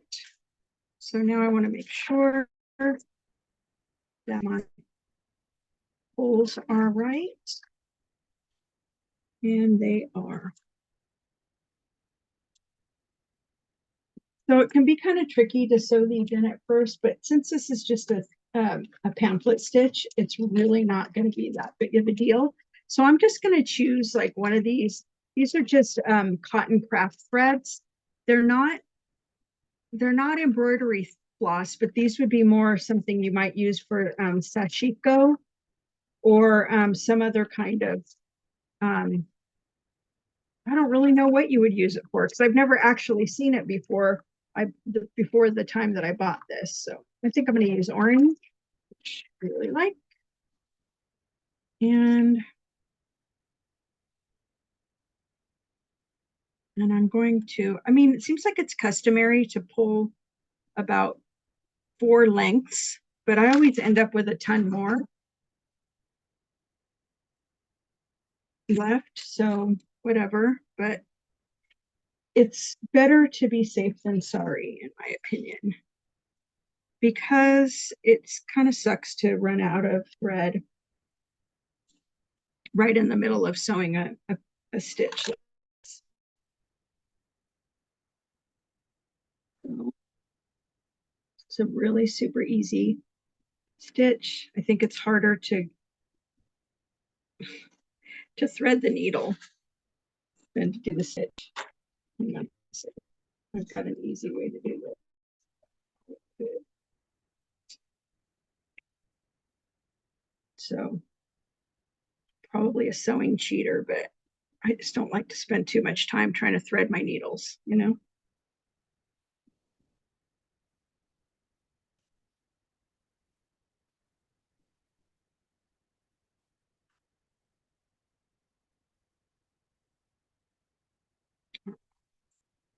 We check chat in case question. Oh, so I am not sure about sizes of awls, you know, but there are like skinny bookbinding ones. There are thick ones, but I would, I don't know how they're sized. I only know what they look like. So if it's There's like, no real size. It's just anything that'll help you poke the hole. It Thank wasn't on there. I did forget to put an awl on there, but you can use your thick needle, anything that you can poke with. I use like this guy. It's just so that you can get a hole in there. I've used this guy, but this one tends to be more like a scratcher pick, but so it's not as strong. Definitely like something like this. Anything you can poke a hole with, really. All right. Cool. So I'm going to go into the center first from the inside, and then I am going to go into the first center hole. Pull this through, and I'm going to leave probably about 5 inches of the thread hanging out. Maybe 6 or 7, I don't know. And then I'll just go ahead and leave that like that. Matter of fact, you could, I don't know, that like that if you want to. And then I'm going to go up to the top and go through the cover. And then I'm going to let this be a little bit loose for a second. I'm going to go in through the paper. This. Step back carefully. Hang on to this, and go ahead and just kind of pull that nice and tight. And then you want to go back through the middle. And it gets a little bit tricky, you know, when you're doing these, when you have to find the hole. Kind of annoying, but just sort of wiggle it around a little bit. Sometimes I'll pick this up a little to see where the needle's at, and here it is, you see it? And then just into that hole. And with every stitch, you want to, oops, what's happening? If they start getting in the way, you want to go ahead and just pull it, you know, nice and taut, so it looks really nice here. And so you can see the binding there. Now the next thing I want to do is just go down here to the bottom hole, and you can just kind of guide this through paper here.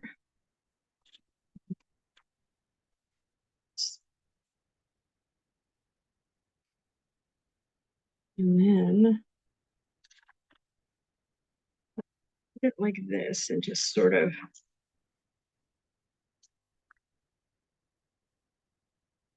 find the hole here.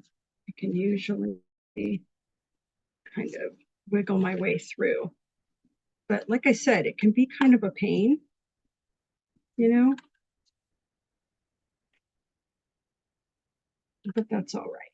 So now, once we're here, we're finished sewing, but what I want to do is put this through the top, right?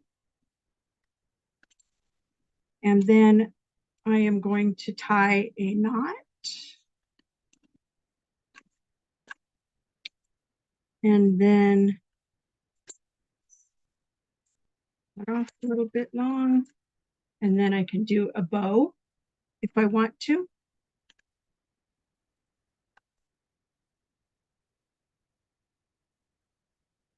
And just kind of let it hang like that. Or I can put it like that, or I can just cut it off and just have it be two little things. How are we doing with time?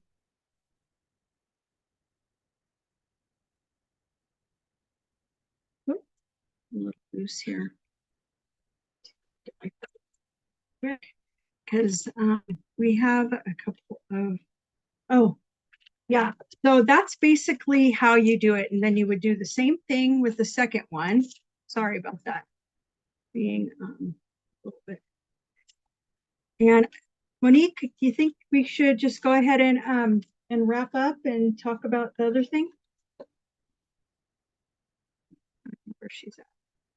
Where are you at? Yes, yes, yes. Sorry, I didn't know I was still muted. You're fine. Also, you guys are not seeing this. Okay, okay. You guys are the first to see this part of the tool. It's not available yet, so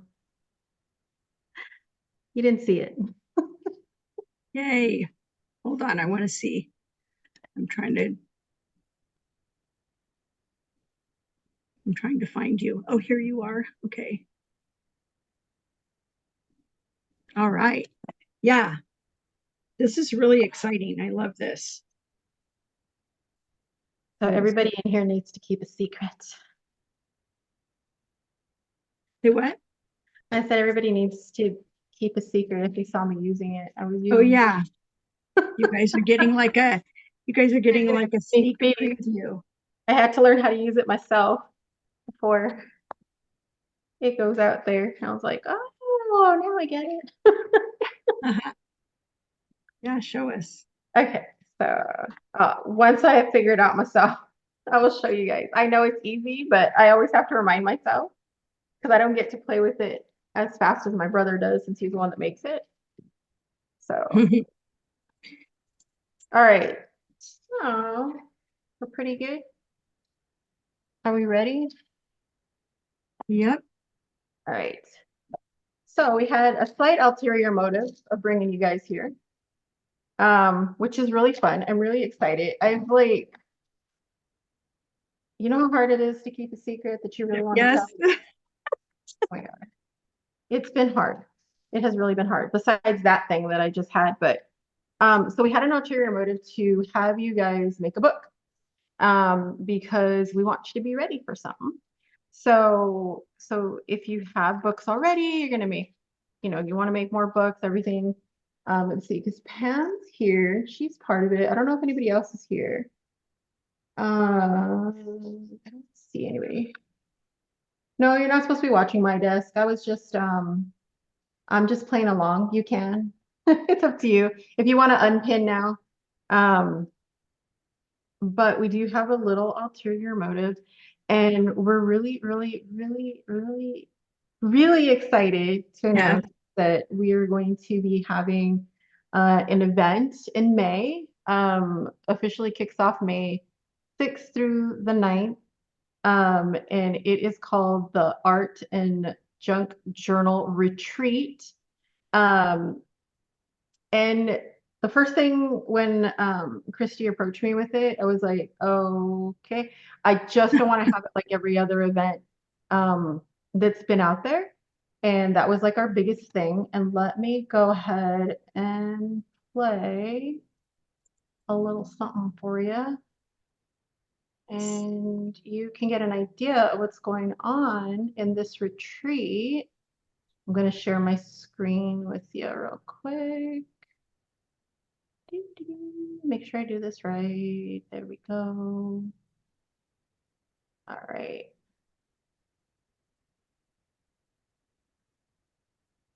So there's no music, so I'm going to let you guys see this. So from May 6th through the 9th, we're going to have a 4-day virtual event for basically creative handmade journaler makers and art journalers.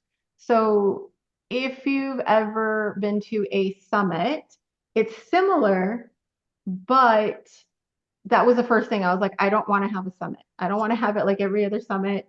I don't want it to be like every other thing there. That's the only way I would want to do it.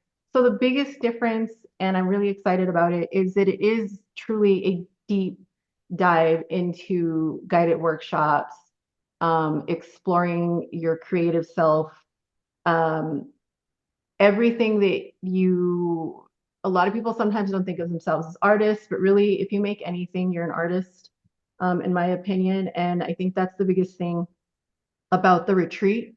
is that it's not only for like, you know, just people that love to make journals, because I love making journals. Like that's like the best part about for junk journals to me, besides, you know, making art in them and everything. It's making the book. I love making the book and making someone happy when I give it to them, because then they get to create their art in it, which is really fabulous. But the biggest thing was that it's going to be workshops, it's going to be projects, and there's so many extras that we threw in there, which is really great. And of course, it's free. It starts on the 6th. We will have a kickoff on the 5th. Little idea of some of the workshops. We have a couple more to throw in there. These are all our presenters. Let me back up just a little bit so you can get a little idea of the projects that are in there. These are just some of the projects. And a lot of these aren't just making certain things. They're learning techniques. There is meditation techniques. There are different art techniques. There are just finding yourself, your way of doing things. And then of course, fun projects, tons and tons of fun projects out there that we're going to be doing. I honestly like can't wait to stop having to prepare everything so I get to make everything. Like Yes. that has been my biggest, hardest thing, is not making anything for this long. And I'm itching to jump into every one of these workshops. Like I said, there's a bunch more workshops that we're going to be adding. Those are the little missing pictures. There's 4 more general workshops that we just need to add some pictures to. And then our speakers. Amazing speakers, all of them.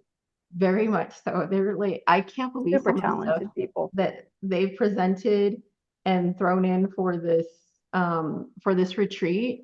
It's fabulous. We have Casey Lawrence, we have Pam Hausner, Belinda. I always say the name's funny. And you know what? I did this wrong, so correct me. That is not Belinda Belinda's with the pink hair, with the pink hair. and Cassie's with the Cassie. darker pink hair. There you go. That's Yeah. all right. That's right. That's right. And we've I got got Tamar, I have Michelle, I Sharon. can barely see it. And of course, we have Hannah, we have Sharon, we have Karen, we have Therese, and then we have Ellie. And then Kristi and I are going to throw some stuff in there too. And then basically, it is 17 workshops released daily, 17 total workshops released daily in batches for 3 days. So it officially starts on the 6th, but every day in the morning, 9 a.m., you're going to get a group of 6, 5, and 5 workshops. So the 6th, you're going to get 6 general workshops. On the 7th, you're going to get 5. On the 8th, you're going to get 5. But we're also going to have lunch and learn, which is really fun for me, because the biggest thing that I like when I attend an event is being live there with the artist or somebody that's doing something, which is going to be great. So every day we're going to have 1 hour daily like lunch and learns, where you're going to learn a whole new thing. They will be recorded, and we'll get into that portion. And of course, we're going to have freebies and giveaways and a bunch of other live Q&As with the artists themselves every day. We're going to have a whole schedule be put out there for you. There's so much more. It's crazy. So our kickoff is going to be on the 5th of May in 4 p.m. Pacific time. We are going to have our kickoff where we'll explain, you know, how to find everything during the retreat and everything. But we're also going to give you a little kickoff workshop that's going to be that day as well, which is really fun. So you can get a little taste of what's going to be happening with the rest of the retreat. And then, of course, as always, if you'd like to upgrade to an artisan pass, our total actually went up because we started getting more things. Yeah. Right. Our total was at just over 2,000. Now we're about to hit just over $2,200 in extra bonuses. So not only are you going to be able to rewatch anything and everything, every live event, everything that's there, but you're going to get over $2,200 like completely in there. I lost track of how many actual workshops you get after this. Yeah. There's a bunch of them I want to take. I kid you not. Yes. There's one thing, like I've never wanted to attend a retreat so bad, and it's my own. Same, right? Right? Because I'm like, oh my gosh, there's so much stuff that I want to make and so many things that I want to learn and so many people that I want to hear. Like I've gotten to go through each person's like presentation a little bit here and there, but like I want to sit and just do everything. The really cool part is if you get the artisan pass, you're also going to get a bunch of extra workshops. You're going to get a bunch of downloads, and it's not your usuals. Believe me, that's the one thing is like, I don't want the usual. You're just going to get, you know, an SVG or something like that. It's full on $200 classes and everything else that are in there that I was like amazed at what our presenters basically came up with for you. Then as well, with the pass, you're actually going to get a ticket for a follow-up event that's separate. So you can either get it by itself or you can get it after, but we're going to have an Art and Junk Journal 20-day prompt challenge. And we're actually going to give you a ticket if you get the artisan pass as well. But you're going to get a ticket to be able to attend a whole separate event that's actually a paid event. That is for 20 days, 20 weekdays. We're giving you the weekends to catch up, and we're going to be with you basically the entire month of May, really. You're going to get tired of Kristi and I probably after a while. Or at least me. Because you're going to be with us from the 5th through the 31st if you end up going through everything with us, which is really fun. There's going to be all kinds of other things. Again, it starts officially on the 6th, but we're going to have a bit of a kickoff on the 5th at 4 p.m. And you can go ahead and sign up now for your free ticket to the retreat. And if you like, you can jump up with the artisan pass as well. Believe me, I wasn't going to be in this if it wasn't going to be worth it. And it's so worth it. It's crazy. And I know everybody says that, but I don't even know how to push it. People kept talking to me, they're like, wow, you're really excited. I'm like, no, you have no idea. I'm really excited. Like, you have no idea how good this, I'm like, I'm always at a loss for words for what Monique and I have done a lot of summits together and with other people. And they've all been really good, you know, but just to be able to put something together that's different and just really so value heavy, you know. So did we talk about the 9th?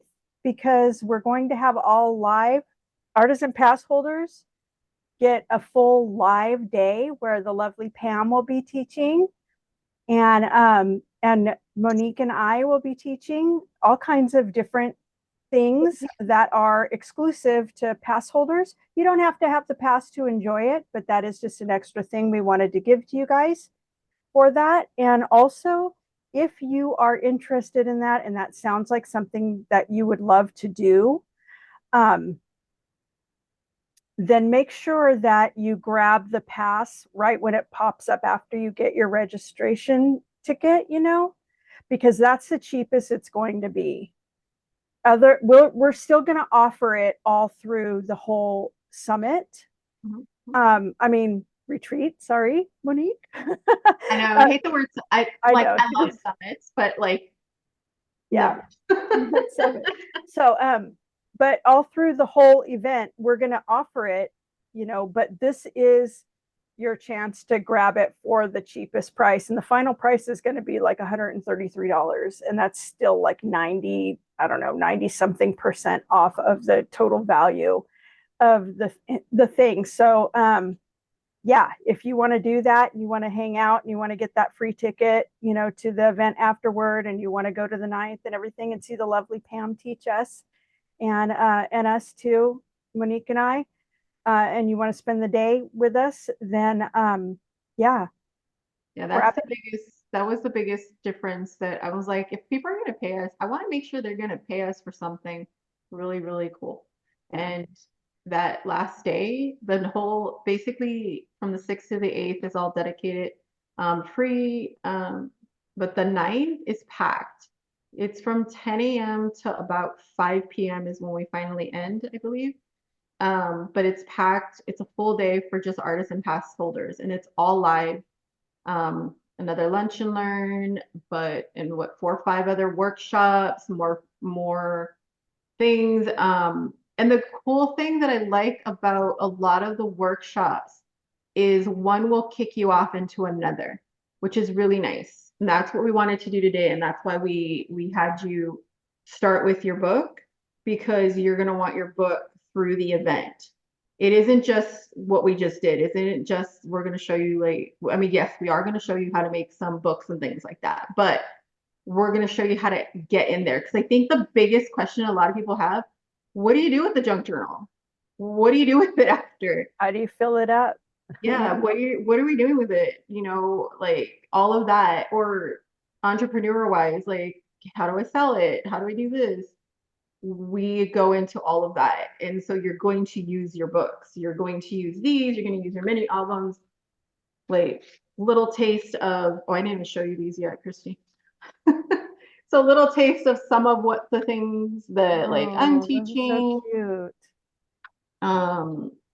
And I think Kristi has, I don't know if you have any of yours, but Well, we have the lunch and learn stuff that I think that are going to actually be right specifically for this book that we made today. But don't worry, if you don't want to go to the retreat or you can't or whatever, you can still just fill up your book in whatever way that you want to.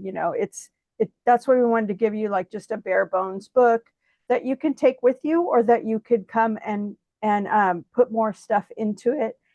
Learn more techniques, art techniques from all of the amazing art journalers, and the embellishments from the junk journalers and everything like that. And so it's just going to be an amazing event. And we hope that you guys will want to come, whether you get the artisan pass or not. So if you guys want to sign up for that, you can go to junkjournalretreat.com. And I believe the registration page is live now. Yep. So anyway, Pam, do you want to talk about your project just a little bit? You know what I want to talk about is how generous you guys are. Like, this is such an amazing retreat. And I think the emphasis there is on treat.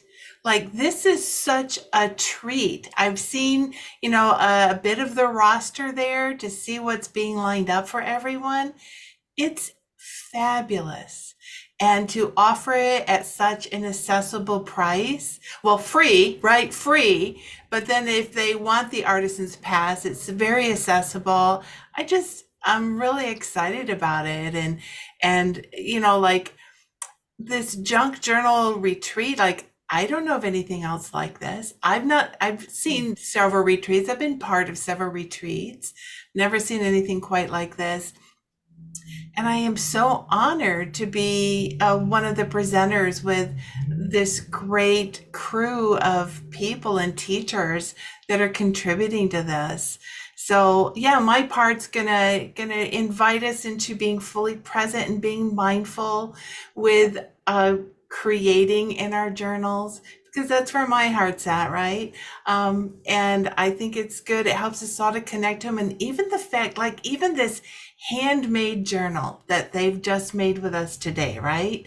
That already starts that connection, that sort of soulful connection to what they're going to be creating in the journal. So I'm super excited to be with you and looking forward to seeing everyone. It's going to be so fun. We're so glad that you're part of it, Pam. Thank you so much. Very much. All right.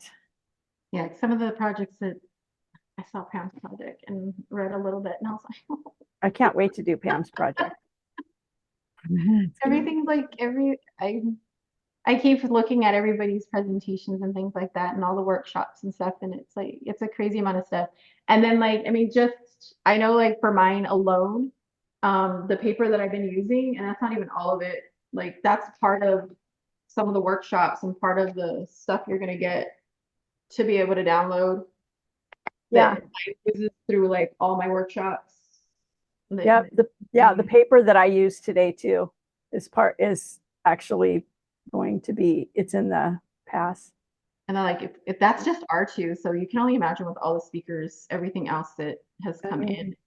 And then when you sign up, you'll get schedule and all of that so that it's easy, everything's easy to find.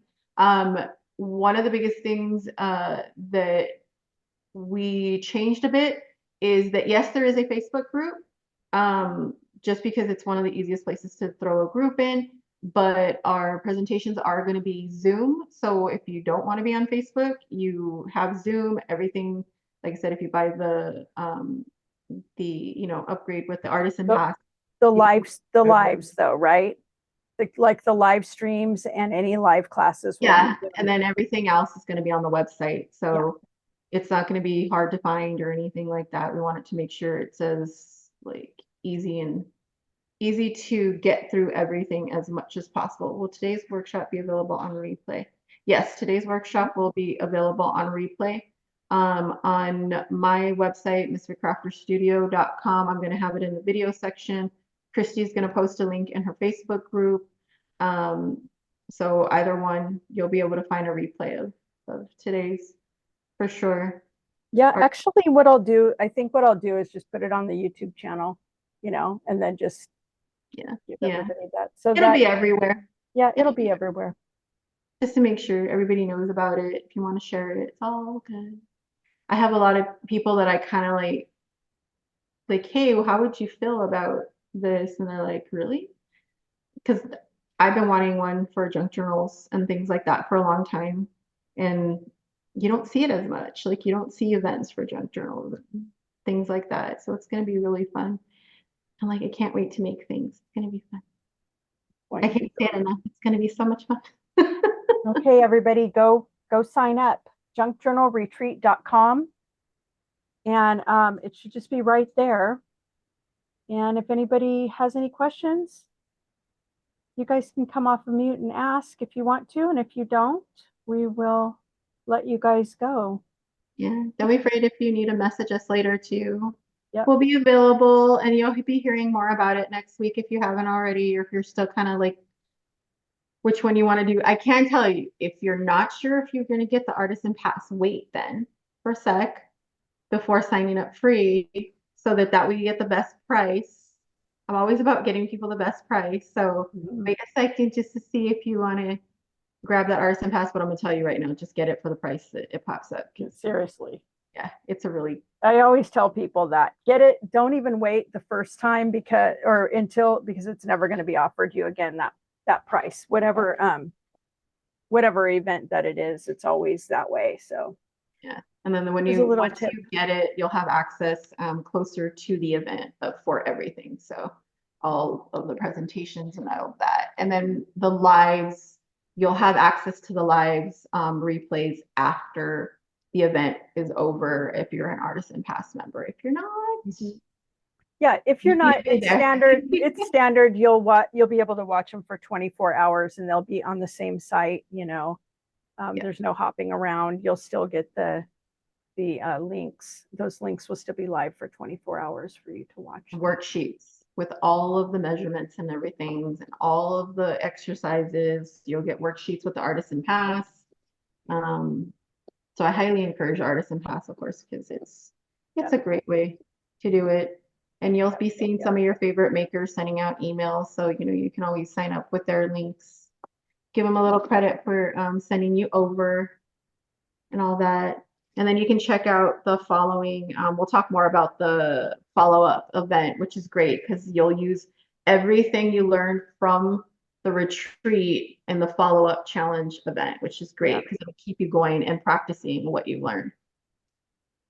Yeah, that's going to be a really fun thing because, a lot of times I walk away from a summit or, they're all summits with just having experienced a few things, but then I, go away from it and get into my own, thing again, and I forget that I learned that, and so the 20-day challenge after that, is going to be taking actually things, topics that you guys already learned inside of the retreat and taking it a little bit further, or revisiting those skills that you learned. So that's gonna be the really fun part. Yeah. All right. Well, we could talk forever and ever about this because it's just so fun. But thank you guys all for being here. We just really had a great time with you guys. And again, make sure you don't miss Pam. Pam's going to be on the 9th, but she's also going to be during the regular retreat days. So make sure that you go to her event because it's, or her workshop, because it's going to be a little bit different than everything else, but very, very like I don't know, I just love mindful stuff. It's my thing, you know. But I never really incorporated into what I do. So I'm super excited about learning how to incorporate that into my art. So Oh, and if you did make a book, show us your books. Go to the Facebook group, go to my website.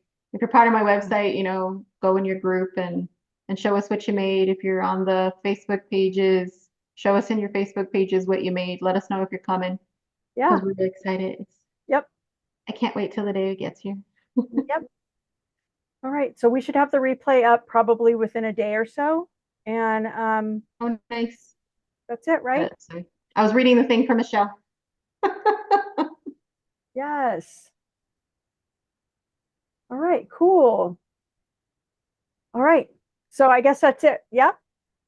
Questions? No? Okay. We'll see you guys then. Okay. Bye, everybody.